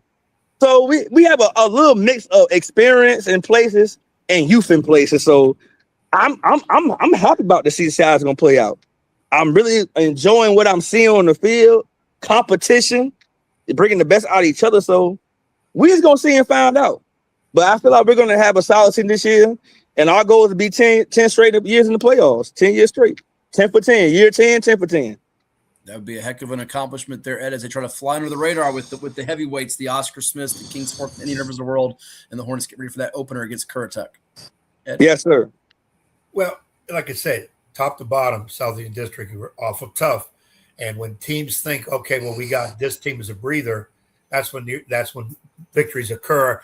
I want to hesitate sometimes to say upsets because in your league, I'm not so sure there's a lot of, quote, upsets because teams are that good. Sometimes the problem is the top teams are top heavy, so you think they're winning all the time, and then here comes a Deep Creek, beat somebody. Oh, man, I heard Deep Creek won. And I'm like, right. Do you know what Deep Creek has? You know, maybe in another district, they'd probably be a 10-win team, 9-win team every year. But they're not in that district. They're in this one. So you have to go with that. And then in your situation, too, I hear you say about a youngster at quarterback. And, oh, boy, we say, quarterback, a freshman, But when else do you play him? You know, you're going to have to start it early. Hopefully he can get his wings wet, get out there, do some things. And then as the season goes on, because the key thing for anybody in coaching in any sport, put yourself in a position, as you have done, to get into playoffs. Because once you're in playoffs, anything can happen. There you go. If you're not in the playoffs, there's one thing that will happen. You ain't winning because you ain't in. That's true. And I always say it's tough for us. It's tough. I mean, it's beach heavy. So it's beach heavy in 5A. So we can be 5-5, but it's like, are we truly a 5-5 team in our region? You get what I'm saying? So it's tough. You know, you got to play the likes of Smith, Kings, for all these teams just to survive and get in. And then you probably maybe a 7 seed sometime at best. So it's tough. It's tough. But at the same time, as long as you get in the dance, anything can happen. So that's how I played out like that. Yeah, even the better teams like the Green Runs of the world, they don't want to draw you in the first round. They might have to, but sometimes you never know. Indian River, Salem, Bayside, the Coxes, and it's a tough bracket for sure. Well, we wish you all the best, Coach. It should be a fun ride again here for the Deep Creek Hornets in 2026 and beyond. And don't be a stranger. I'm sure we'll get you back on and talk to you soon. Appreciate y'all. Thank you, man. Hey, look, big games, man. I'm looking for the pro season, college season, all season. So I'm excited this year, man, and appreciate y'all having me on the show today. Hey, Andre, last thing. Since you've been on here this morning, correct me if I'm wrong, you've been getting your miles in. Are you walking some miles? Yeah, I'm walking around. Yeah, I'm walking around. I'm watching practice at the same time. I'm watching practice while I'm talking. So, yeah. So you'll get a quick appreciation of the story, Coach, because I went on the weight loss journey about 5-6 years ago, right? You remember Gary Obenauer, former Great Bridge basketball coach, who was my health coach. Shout out to Coach Obi out there. So he helped me change my diet, all that stuff. So I got me a Fitbit. And Ed knows this. I get my walks, my steps in too. I was so excited about my first 7-on-7 I got there to Kellum High School, and I see, you remember the late John White who passed away at Bayside. I go, hey man, he's like, you looking good. I said, thank you. I said, I got this new Fitbit. I got 18,000 steps today. How many you got? He got a Fitbit. He goes, I got like 21,000. I'm like, you got to be kidding me. All you football coaches walk 25,000 steps a day because you're in the classroom, the hallways, you're walking the football field. So I felt like a dummy. I was so excited bragging about my steps, and he had me beat. I still train like I play. So I lift weights 4 days a week. I run Mount Trash and all that type of stuff. So I always try to stay in my best shape possible because, football coaching is dream. So I keep my health up with that. So I always keep on training. Awesome. There you go. Great well, job. Hey, thanks Great again. job. Have a great weekend, and we'll see you soon. Appreciate it. Thank y'all, man. Congratulations. Best of luck to you. Thank you. Appreciate it. Head football coach of the Deep Creek Hornets with us, Ed. It should be an interesting year for them because I think they're a sleeper dark horse. They don't get talked about enough in a lot of respects, but here they come out of nowhere and you say, ooh, they're that team that can be again, you don't want to see them in the first round. If you see them in a region semis or championship, you're doing something right, and then you can breathe a little bit easier perhaps because you say, all right, First round, they can put that scare into you. And they pulled some surprises over the years, regular season Indian River. They darn near knocked off Green Run a couple years ago. So it should be an interesting year for them coming up. All right, when we return, we'll pay homage to a Deep Creek legendary coaching figure that we lost this past week. We've also got my top 10 must-see games for the year. And we'll get Ed's take on the college football top 25 that just came out. It is 757 Sports Talk, and they're watching where, Coach? Cova Sports TV. For any athlete, making it to the top sometimes comes with a few steps back. That's why parents count on CHKD Sports Medicine, advanced diagnostics, treatment, and rehabilitation for sports injuries just for young athletes like yours. With convenient locations across Hampton Roads and a whole team of experts here to keep your favorite player at the top of their game. CHKD Sports Medicine. Learn more at chkd.org or call the CHKD Sports Injury Hotline. Cova Painting. We don't just paint, we transform spaces. Visit covapainting.com or call 757-550-7357 and mention the Sportsplex for 10% off of projects over $1,000. What's up at DQ? Oh, just the best deal ever! The $7 bacon cheeseburger meal deal. Bacon cheeseburger for a limited time, plus fries, drink, and a sundae. Yeah, this is not the time to be modest. It's all full size for just $7. And there's bacon on that burger. The $7 bacon cheeseburger meal deal. Now, for a limited time on the $7 meal deal lineup. Only at DQ. Happy tastes good. What does happiness mean to you? Being in the ocean with you, watching you catch super fun waves. In Virginia Beach, happiness is breaking barriers and savoring the sunshine. I couldn't pick a better place or a better person to be with. This is what makes me happy. Happiness is going all out. And taking it all in. Here, happiness is whatever you make it. Find yours in Virginia Beach.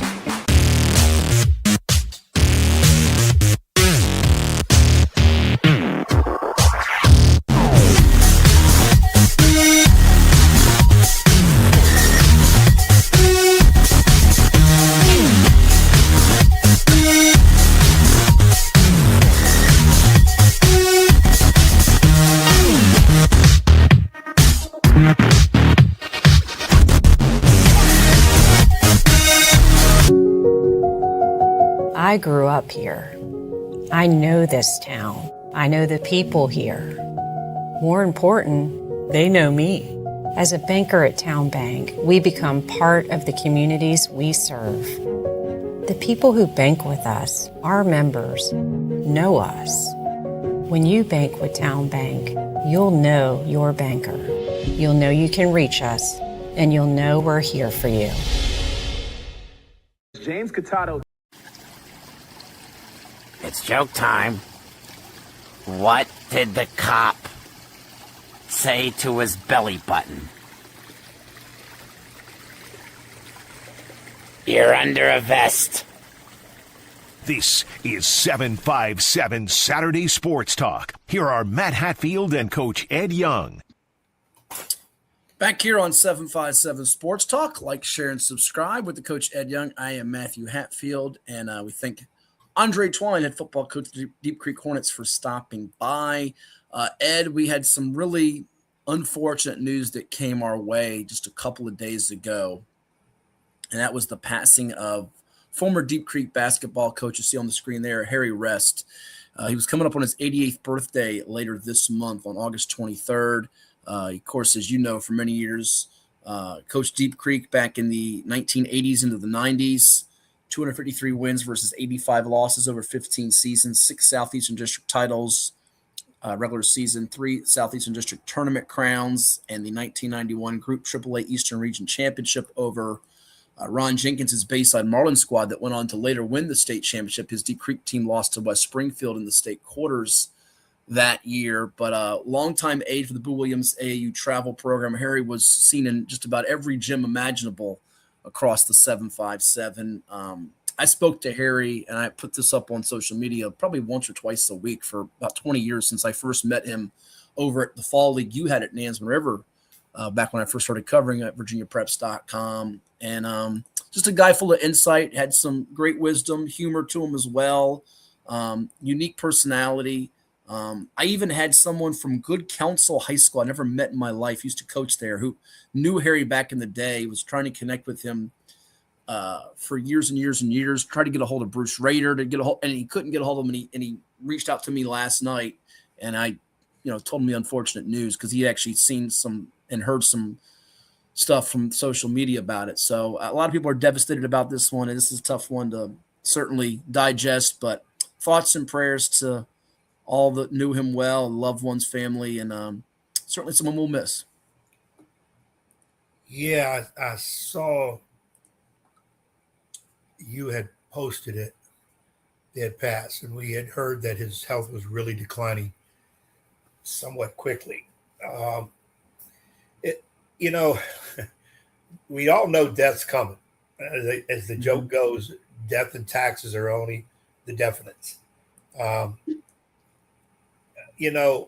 When I heard Harry, I just didn't want to believe it.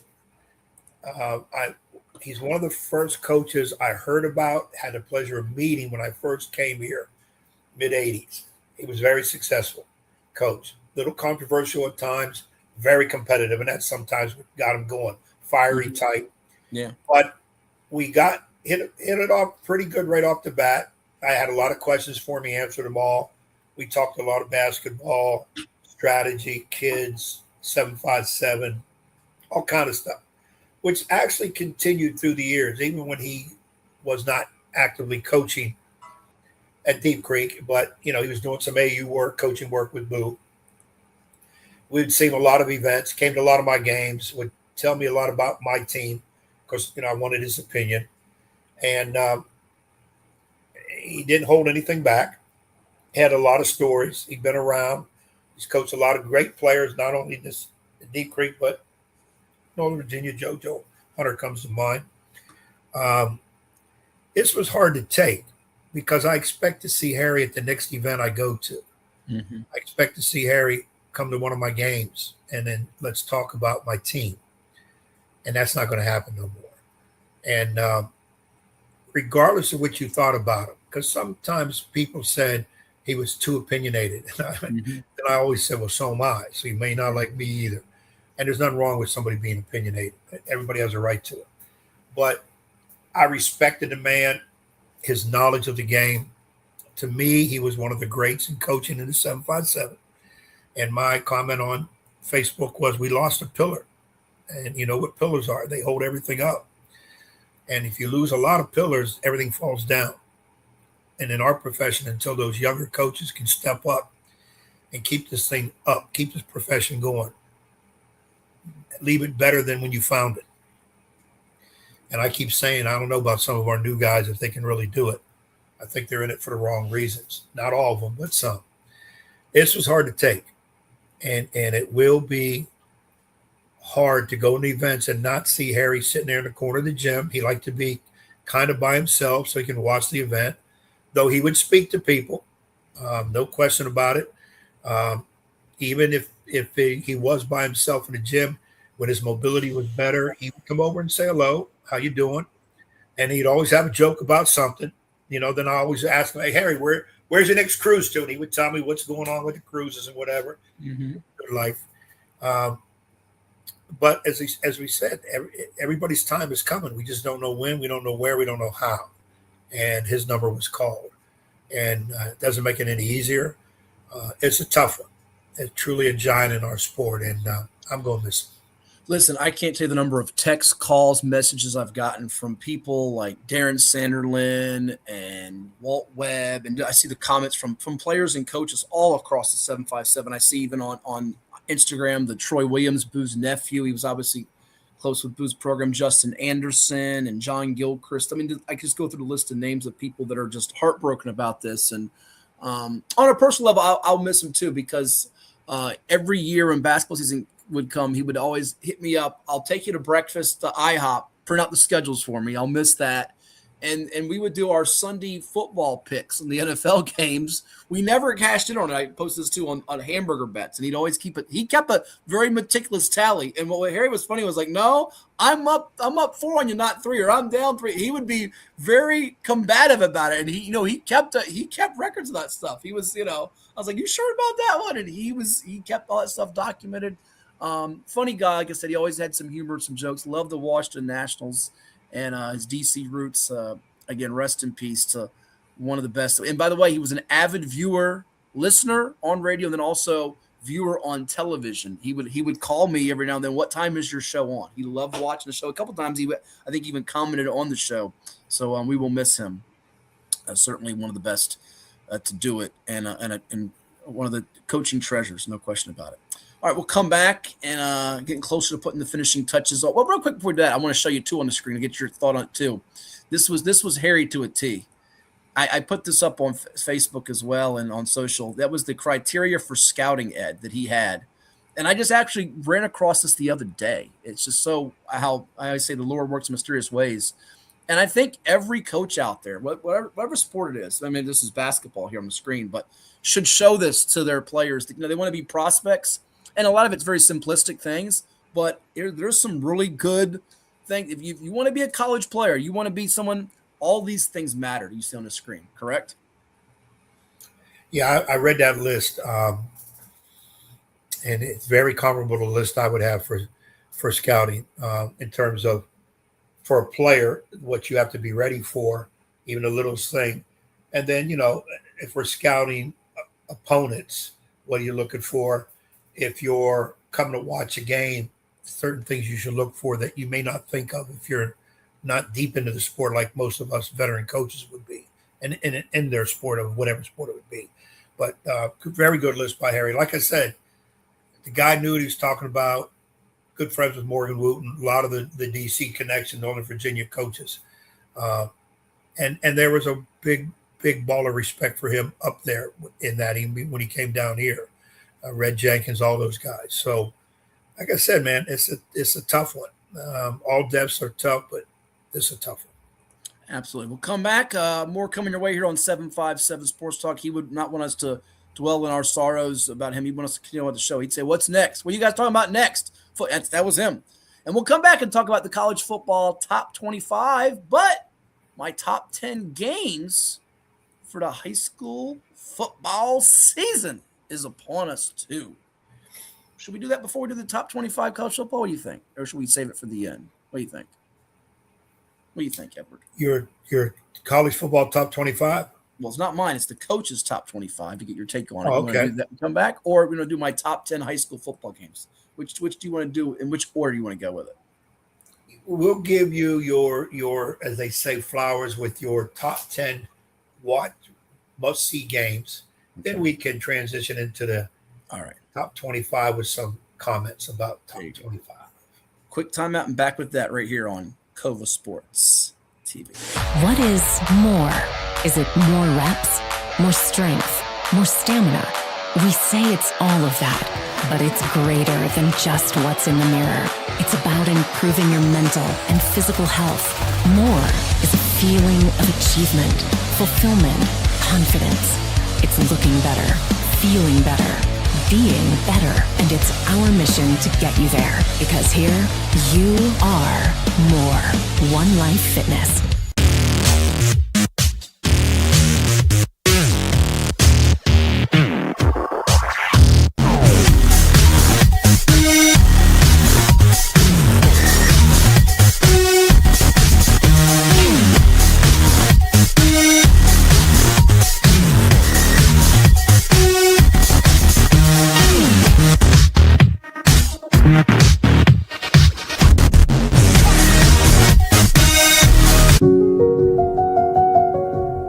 As a banker at Town Bank, we believe that people bank with people, not with banks. You're looking for an actual personal relationship, and that's what you get at our bank. You get that person that gets to know you, gets to know your business, is there for you. I think that is what motivates us, what drives us, and the idea that we are trying to serve others and enrich lives, I think is very true.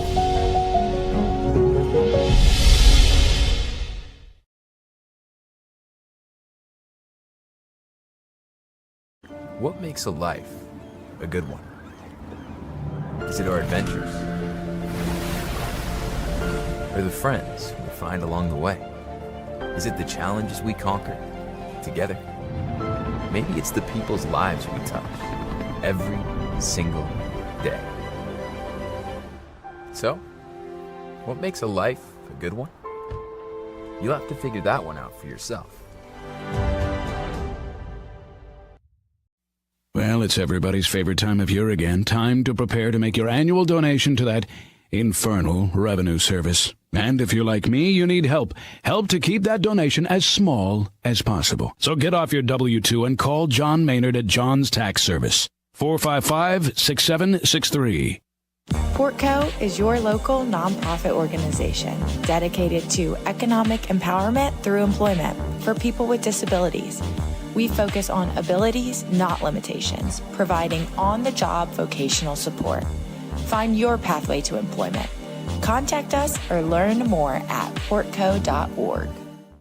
I'm Dr. Mark Cardelia, orthopedic surgeon and surgical director of the CHKD Sports Medicine Program. We see a lot of knee injuries in student athletes these days, and many of these are ACL tears. Parents often ask how to know when a knee injury may be serious. The most obvious symptom is severe pain or swelling in the knee joint.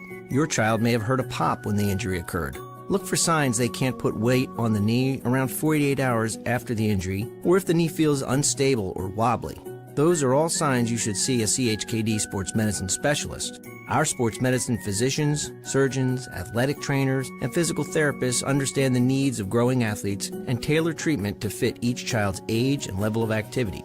Our goal is to accurately diagnose the problem in a timely fashion and provide the treatment that will ensure a safe return to activity.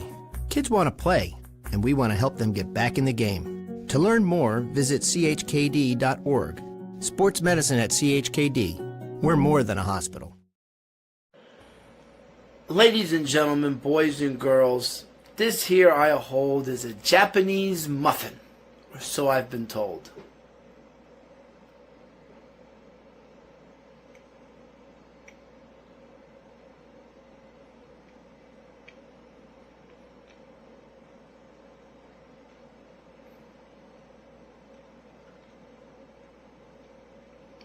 Let's get back to the show.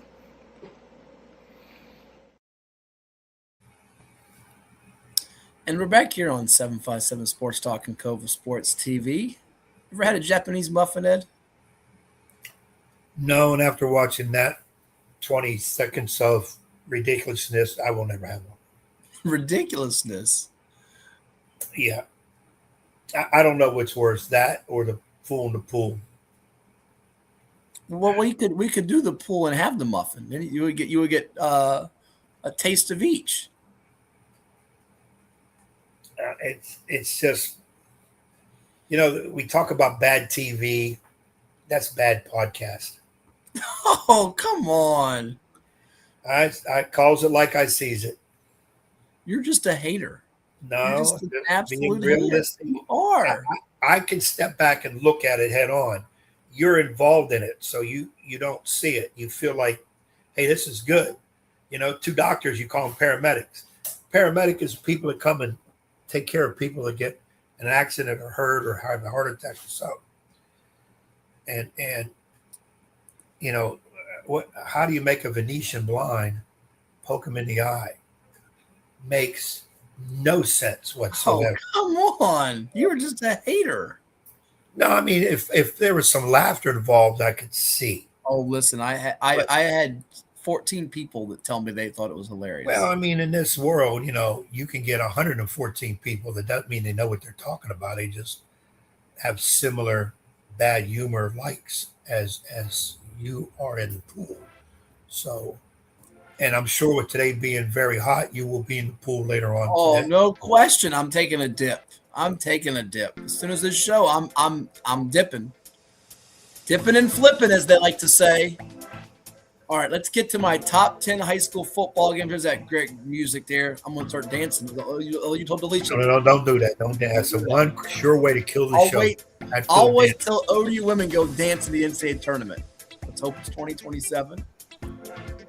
You don't want to say that you don't want to go dancing because you do. I want them to go dancing, but like Delisha said, she's going to make sure when they go, you're not on the floor actually dancing. She didn't say that. That's not true. That's not true. That would be horrible. Let's get to number 10. Here we go. You're going to grade these for me when we're all said and done. Number 10, Friday, October 30th, Indian River at Kings Fork. You say, why did you pick that game, Matt? Why do you pick that game, Matt?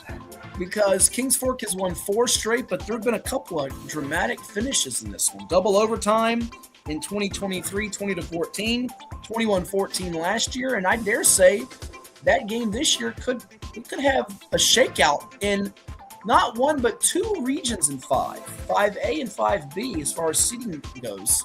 It's a big game right before Halloween, and if you want to, get in the mood for some trick-or-treating candy the next night, which I know Ed loves. It's his least favorite holiday. That's the game to do it. Here's number 9. Stay to 757 for Friday, September 25th at Warner's Stadium in Williamsburg. Pocosin's Bull Islanders and the Lafayette Rams. Now, Lafayette had controlled this series.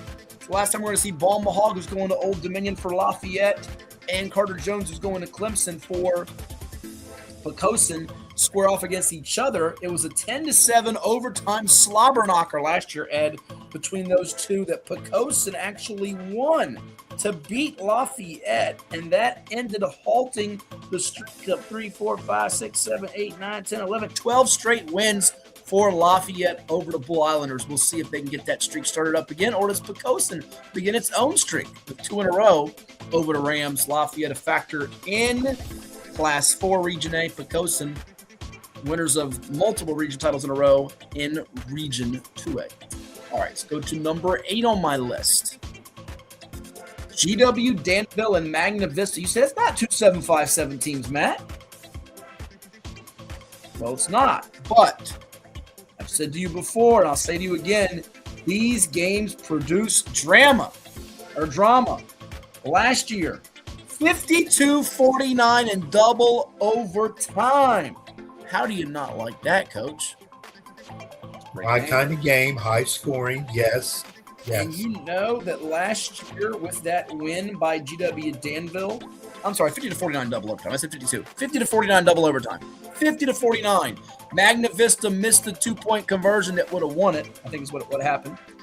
But the scores the last few years, listen to this. And by the way, that was the first win by the home team series since 2017. Road team had been dominating that series. But the scores lately, since 2022, 27-26 overtime, 46-14, all right, that was a blowout. 42-36, 2024, and 50-49. These games have tended to be high scoring and close, right up your alley. Will be key for the playoffs because it's the last game in the regular season, too, for those two now rivals, we can say for sure. It's going to be the 19th meeting all time between them. At number 7, Huguenot at Highland Springs on Friday, September the 4th. Why are we picking that game? Well, Huguenot's going to start out in the top 5 in our Class 4 rankings on Virginia Preps. Highland Springs always in the top 5 in its classification. They're in Class 5, Huguenot in Class 4. This happens to be the first meeting between these two schools since 2010. And the Highland Springs has actually won 8 in a row. Huguenot's going to try to beat them for the first time since 2000, before any of these little kiddies were born. That's right. That's right. Let's go to number 6. Any thoughts real quickly on the list so far? Any issues with the list? Intriguing games. Now, I'm taking this as, let's say I'm a fan, and I'm trying to pick where to go to on these particular dates. What you're basically telling people is, these on this date, this is the game you. Well, there is. We're going to get to it later because this date right here. This is the only date where I have 2 games on the list. Okay, so I was going to say. That's what I was going to say. What happens? You'll see why. And that's the number 1 game on our list. You'll see why. Let's get to number 6 on the list. Madison and Stonebridge. This is a goodie, Ed. You say why? Well, the last few years, these two have played some classics as well. In fact, a few years ago, Madison won the game in the last 2 minutes. It was the infamous reverse kickoff return for a touchdown to propel Madison over Stonebridge in that matchup. Last year, Stonebridge got the better of them 7-0. This wasn't high scoring like Magna Vista GW. This was low scoring defense. But here are the scores since 2022. 17-16 Stonebridge win, 28-24 Madison win, 17-0 Madison, and then 7-0 Stonebridge last year. So 3 of the last 4 meetings have been decided by 7 points or less. This figures to be another close battle again when they square off on. It's not the right date, by the way. Hold on, that date is not right. We got to fix that date. It's not Friday, September 28th. It's Friday, August 28th. That's why I was being thrown off on that list. So let's fix this real quickly here. Get our intern, our crack staff on the scene here. There we go. August 28th is the game. Madison at Stonebridge. So we fixed that for you. All right. Number 5 on the list. Verina at Oscar Smith. Defending Class 4 champ against defending Class 6 champ 2 years in a row. First time they've ever squared off. And it's going to come off the heels of another big game for Verina. Part of a grueling stretch for Oscar Smith out of the gate, Ed, that consists of their first 4 games of Warwick, Verina, Indian River, Kings Fork. They play some really top-tier defenses out of the chute. You shake your head. Yeah, that freshman's going to be thrown to the fire just as Kular really early for the Tigers. They're going to try to purr again, though. Number 4, we go out of state to North Carolina. Huff, powerhouse school from there. It's ranked in the top 100, I believe, in the nation. Green Run playing an out-of-district game in the regular season in the Beach District. You know the last time Green Run did that, Ed? I know you're curious to know. 2014. Good guess, but no. Incorrect. The last time Green Run played an out-of-district Beach District football game, you got to go all the way back to even before Ed Young was coaching that Green Run basketball. Yeah, it's a ways back. You got to go back to 2000, the season opener against the Maury Commodores. Isn't that crazy? Wow, that is. Yeah, so that we'll see how they do in that matchup. Huff is littered with talent, top-tier prospects all over the field. My number 3 game on this list, we go outside the 757. Heritage of Lynchburg at Graham. And you say, why is this game significant? Well, a couple of factors. Graham has won multiple state championships in Class 2 under current coach Tony Palmer. Heritage of Lynchburg has won a state championship under its current head coach there in Brad Bradley. Brad Bradley's grandfather was Burhead Bradley. Burhead Bradley coached Graham to state championships and football and basketball back in the 1960s. He was there from 1949 to 1967. And he achieved that rare feat of boys basketball, football state championships. Now it's his grandson going back to Graham. Heritage Lynchburg, as you know, was my number 1 preseason team in Class 3 last year. Very good team, lost region championship to Liberty Christian. And Graham's been in the mix. So this is a great Saturday game and a homecoming of sorts. Heritage Lynchburg at Graham. Love this game. Love this game. All right. Number 2 on the list. East Side at Essex. Ed's going to say, you're off your rocker. 6 hours. There you go. Thank you. 6 hours and 15 minutes separate these 2 Class 1 schools. That's 391 miles. Yes, you could probably drive from your house as you shut your eyes to Madison Square Garden quicker than you can from East Side to Essex or Essex to East Side.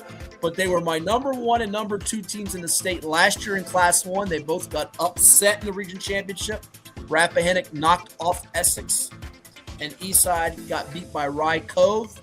Oh, by the way, those results in the regular season were the opposite. Rye Cove lost to Eastside, and Essex had beaten Rappahannock, and they're going to be my number 1 and number 2 teams preseason this year. Essex and Eastside. We'll see if those 1 and 2 slots stay the same. But that's a Class 1 showdown in the regular season. I applaud them for playing this game. traveling this far. Eastside's going to do it to go see Essex. This is a great game. Ed's over there falling asleep because he can't believe I'm picking this game number 2. But I'm telling you, folks, this is a great Class 1 football game. Don't hate on it. Okay, here's as soon as you said 6 hours, now I'm going to guess 2 powerhouses. They want to play each other. Yes. But 6 hours apart. Now I'm going to You guess. just go on a Friday and camp out and play. Like, what's the problem? You got to do it in basketball. No, I'm not saying they shouldn't play. I'm just saying it's extremely rare. And I'm wondering if Essex is going to return that trip next. I think they will. Hope they should. They hope they should. And by the way, how cool would it be if these two play a 35-34 or 21-20 overtime game, and then they square off in Salem for the state championship? That's what I'm saying. A much shorter trip for Eastside if they get there as opposed to Essex. Right. This could be one of 2 matchups this year. This one planned, the other one hopeful for by both squads. But as good a game as that one is, number 1 is hard to argue. And that's Friday, September 4th at Powhatan Field in Norfolk. It's the rematch of last year's classic that Maury won, coming from behind in the 4th quarter to avoid an 0-2 start to the season as Doreen McCain's Commodores triumphed over Coach Marcus Lewis's Blue Devils of Verona, and they did so thanks to the go-ahead touchdown strike Damo Everett, then a sophomore who went on to become state player of the year, finding Javon Wiggins. And they outlasted the eventual Class 4 champs in a white knuckler by a count of 14-13. As great as that game was, Ed, it was not Maury's most exciting game of the year. It was the next week when they played that triple overtime game that I saw against Bishop McNamara. So I actually felt better after I missed that game to see the triple overtime game. But this one has the makings because right now, currently on Verona's roster are 7 Division I commits. FBS or FCS, with outside linebacker R.J. Hudson going to Clemson, DB Sire Rex going to UVA, wide receiver Marcus Lewis going to UVA, quarterback and basketball player Caleb Whitehead to East Tennessee State, DB Ivan Thompson to VMI, Deuce Madison the wideout to the Citadel, and DB Zion Boyceau going to Richmond, the former Dinwiddie quarterback. Maury's currently got 3 commits in wide receiver, defensive back Matt Williams to Vanderbilt, running back Tayshawn Branch to James Madison, and offensive lineman Julius Ferris to Sacred Heart. And oh, by the way, there's going to be a lot more college talent on the field, but this one is probably as big a game as you're going to find in all of Virginia. We hope it lives up to the hype, and it's their classic that goes down to the last play and to the wire. I think you will. It's interesting to see that Verona's coming here to play Maury and Oscar Smith, which I think that game is just as big as anyone. And, of course, it's on your list. Well, and I dropped it down a few pegs because the quarterback's out. Smith's had a couple of defensive linemen transfer out to IMG and Loudon Sports Academy, so it's lost a little bit of steam. And the Maury game comes before it, and depending on what happens for Verona and for Oscar Smith prior to that, because Smith's got to play Warwick too. We'll see how that goes, but it's not to me the one game. It's I got it 5th. So just to recap it real quickly in order, that's the number 1 game. Number 2 is Eastside Essex. I know Ed was going to hate on it first. This one's fascinating to me too. Heritage Lynchburg Graham on a Saturday. Another Saturday game, Green Run Huff, Verona Oscar Smith, Madison Stonebridge with the corrected date there. Huguenot Highland Springs is the same night as Maury Verona, by the way. So people in the 804 have to make their choice. They might stay home in the 804 to see Highland Springs Huguenot. You have GW Danville Magna Vista, Pocosin Lafayette, and Indian River Kings Fork to appease our 757 audience. So there you have it. Anything you would change on the list? Well, I don't have the master list in front of me to say, oh, I think this game on the 30th is going to be better than River and Fork. But I agree. I like your 10. I think they're all big-time games. Almost hard to pick it from right here in terms of what's going to happen. Their teams are very close to each other in terms of what they have. You just got to have to let the season begin. But I will commend you on a good list. Thank you, sir. Thank you. But one thing you didn't say that I'm a little surprised at was that 3 of my top 4 games, actually it was games 4, 3, and 2, are all being played on a Saturday. Yeah, I don't. That's okay. I mean, I'm a big advocate for games on Saturdays, more so than Friday nights. I always have been. Now, football's problem is tradition, Friday night is high school, Saturday is college, Sunday is pro. And neither shall the three meet. It's kind of how that works. But I've always thought if I was a football coach, of course, it's not like Friday night lights, as they say, but Saturday would be a good opportunity. But then again, if you have a college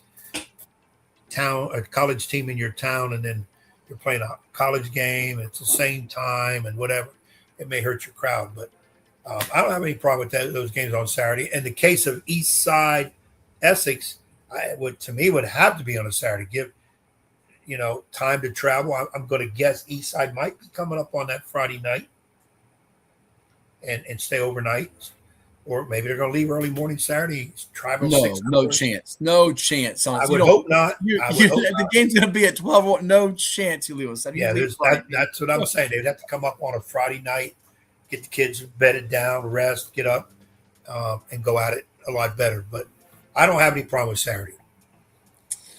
Well, before we sign off, we're going to take one last break into the top 25 college football coaches poll so I can sit over here and watch before I dip in the pool Larry Fitzgerald get his well-deserved induction speech into Canton. So that's coming your way right here on 757 Sports Talk, and you're watching on Cova Sports TV. Back in one moment. What makes a life a good one? Is it our adventures? Or the friends we find along the way? Is it the challenges we conquer together? Maybe it's the people's lives we touch every single day. So, what makes a life a good one? You'll have to figure that one out for yourself. What is more? Is it more reps, more strength, more stamina? We say it's all of that, but it's greater than just what's in the mirror. It's about improving your mental and physical health. More is a feeling of achievement, fulfillment, confidence. It's looking better, feeling better, being better, and it's our mission to get you there. Because here, you are more. One Life Fitness. Portco is your local nonprofit organization dedicated to economic empowerment through employment for people with disabilities. We focus on abilities, not limitations, providing on-the-job vocational support. Find your pathway to employment. Contact us or learn more at portco.org. Well, it's everybody's favorite time of year again. Time to prepare to make your annual donation to that infernal revenue service. And if you're like me, you need help. Help to keep that donation as small as possible. So get off your W-2 and call John Maynard at John's Tax Service. 455-6763.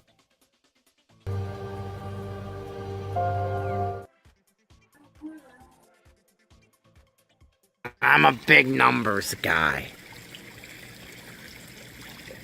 But what do you call numbers that are always on the move? Roman numerals.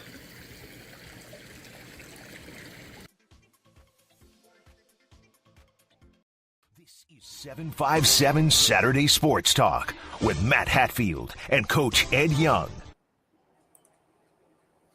Back here on 757 Sports Talk. Like, share, and subscribe with the Coach Ed Young. I am Matthew Hatfield.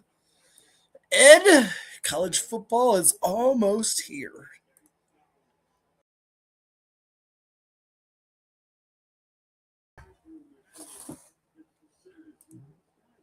Apologies, there were some technical difficulties, and you've muted your mic, by the way. I don't know what happened there on your screen. He's muted himself, and otherwise, I'm muted. Yes, you have. You've muted yourself. There we go. I didn't do it. I touched nothing. It was you. It was definitely you. It was you. I touched nothing at all. So it doesn't mute itself. And I did not touch anything. The dog didn't touch nothing. You did. So, okay. Top 25 is out. Get your quick opinion on it. Buckeyes are 1. Oregon is 2. My pick to win the whole thing behind Dante Moore. Your Irish are 5, though Phil Steele, who we had on the show, loves them, has them 1. A couple SEC schools in the middle there with Georgia and Texas. You heard Kurt Signetti of the defending champion Hoosiers' comments. And that's going to lead me to what we're about to play here in a minute here, because the athletic director at Purdue's made some comments this week. Miami, Texas A&M, Oklahoma, Ole Miss. That is your – well, let's get to that real quick because I did tease it. Let's get to that, folks. If you don't know what we're talking about, this was the new athletic director at Purdue University. He does have a name, and I guess he has since walked it back since his comments. But this is new athletic director Tommy McClelland, as he succeeds Mike Babinski as the AD at Purdue. Every current student athlete will hear this message repeatedly. We are here to win championships. If you don't want to win championships, go to Indiana. Well, they just won one. So go to Indiana if you want to win a championship. They're sixth, by the way, the top 25 poll. They were much lower last year and won it. Fernando Mendoza had much longer odds to win the Heisman and won that too. I'm curious to get your take, though, on this poll. The one that sticks out like a sore thumb to me, there's actually two. Take that back. Penn State 17th and Clemson 23rd. Neither one had a lot of success. They're household programs in a sense. But what do you make of that? Penn State and Clemson. And what do you make of the top 25? Well, I like Ohio State number one. I will go Ohio State number one. You're on the bandwagon for Oregon. I think they're very good. I don't think they're second. They're going to finish second in the country, though. A lot of people say they have a greater chance of winning the Big Ten than Ohio State does. I think they will. If they don't win the Big Ten, they could win the tournament because they didn't win the Big Ten.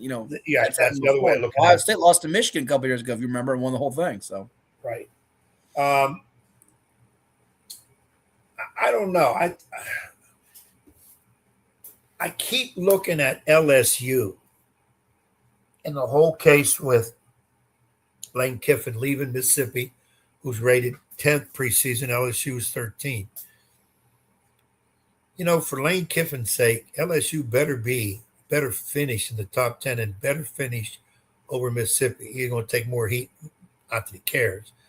But I think LSU is going to be a little bit better than most people are giving them credit for. Remember who was bullish on them a few weeks ago was Paul Stone. Remember, we had him on the show. He's a little higher on them than Phil Steele is. So we'll see. And I'll tell you what argument says sneaky to me is BYU at 15. I don't think they win the Big 12. I think it's going to be Texas Tech, despite the quarterback situation. Although that could end up being better than what it is. The whole, the Brennan Sorsby not there. BYU is one of those sneaky teams that could have a really good year and upset the apple cart and be right there in the mix, in the thick of things for the playoff. And who knows, they can get in and maybe do some damage too. Well, of course, everybody knows I'm a Notre Dame diehard. I'm nervous because three of their opponents are in the top 20: SMU, BYU, Miami. So.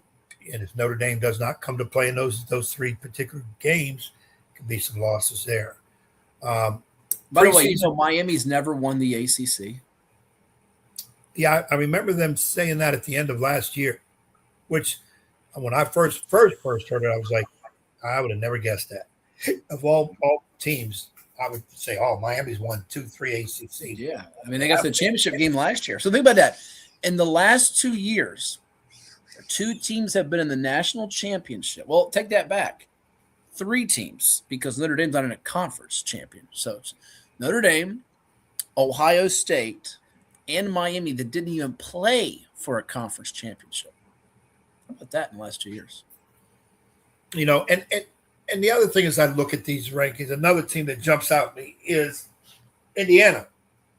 Yeah, Purdue AD, boy, he really messed up when he said. I know what he was trying to say, because Indiana, Purdue are big rivals, in-state big rivals, but that his little joke didn't work because of the great year Indiana had in football. Can they do it again? Signetti says, "Watch us." And last year was storybook. I don't know if they can really duplicate that whole different. Well, not a whole different cast of characters. Definitely a quarterback, receiver position. but he could be darn good. Hoover from TCU, he could be darn good. Yeah, and here's the crazy thing. Top 25, and we're talking Indiana football. I know. You know, that's ahead of Michigan, Miami, Penn State, LSU, Tennessee, Clemson. I know. Yeah, come on. That's never happened. Even last year at this time, we weren't doing that. Last thing. Is there a team on this list, 25, that does not belong? Who is, let me get it right here, 22 and 25. Missouri and Iowa. 25 is Missouri? Yes. And 22 is Iowa? Yeah. I might throw a coin and say one of those two right there. Houston, but a lot of people like Houston. They do. Paul Stone likes them, as does Phil. I will also throw this your way, actually. I said it was the last thing. Remember, James Madison made the playoff last year. We have 5 Commonwealth teams that both Phil and Paul broke down the last couple shows. Certainly Virginia Tech out of the ACC, Liberty, JMU, and ODU. Will any of those 5 schools at any point during the season crack the coaches poll top 25? Yes or no? Yes. Which I think Virginia. Oh, I was going to say Virginia Tech. I'm gonna go Virginia. Okay. It's going to be an interesting year. When Virginia Tech play each other, it's going to be interesting. Franklin really trying to bolster up. Him coming over to Tech, going, and the last thing Tech wants to see is a good Virginia team. The last thing Virginia people want to see is a good Virginia Tech team. So I think when they play each other, it's going to be a heck of a crowd. And I think they're playing for national implications where one of those teams will be, I'm picking Virginia, you're taking Tech, will make an appearance. And I think it'll be longer than 1 week, how you all doing, and then pop back out. It's always at the end of the regular season, of course. So we'll see that game. But it'd be more spicy as if one of those two can position themselves, like last year with UVA, to play in the ACC championship. We obviously know Miami, SMU, Clemson on that list are heavier favorites to do so. But one of those 3 could falter very easily, and that could open the door to slide in there.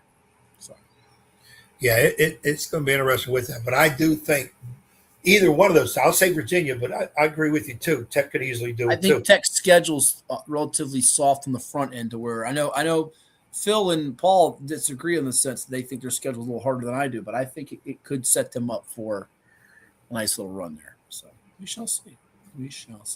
That's going to do it for this episode of 757 Sports Talk. We thank all of you for tuning in. And Andre Twine of the Deep Creek Hornets, for the coach Ed Young, I am Matthew Hatfield, and we'll do it again with you next week. Lord willing, we hope to get some of the technical glitches out of the way that we had today. We apologize about some of that. We've had some issue with some of the videos loading, but we got through it with 2 hours plus, and we thank all of you. And I'm going to watch Larry the Legend give his speech and then go jump in the water behind me. We all know you ain't going in that water. As Jeff Jones once said. Hey, Matt, go ahead. Let me see you get in that water right there. Let us watch you dip your toes. Not right now. Like I said, I want to watch Larry Legend's speech. So let me do that. And we'll see you all next week here. Have a great one.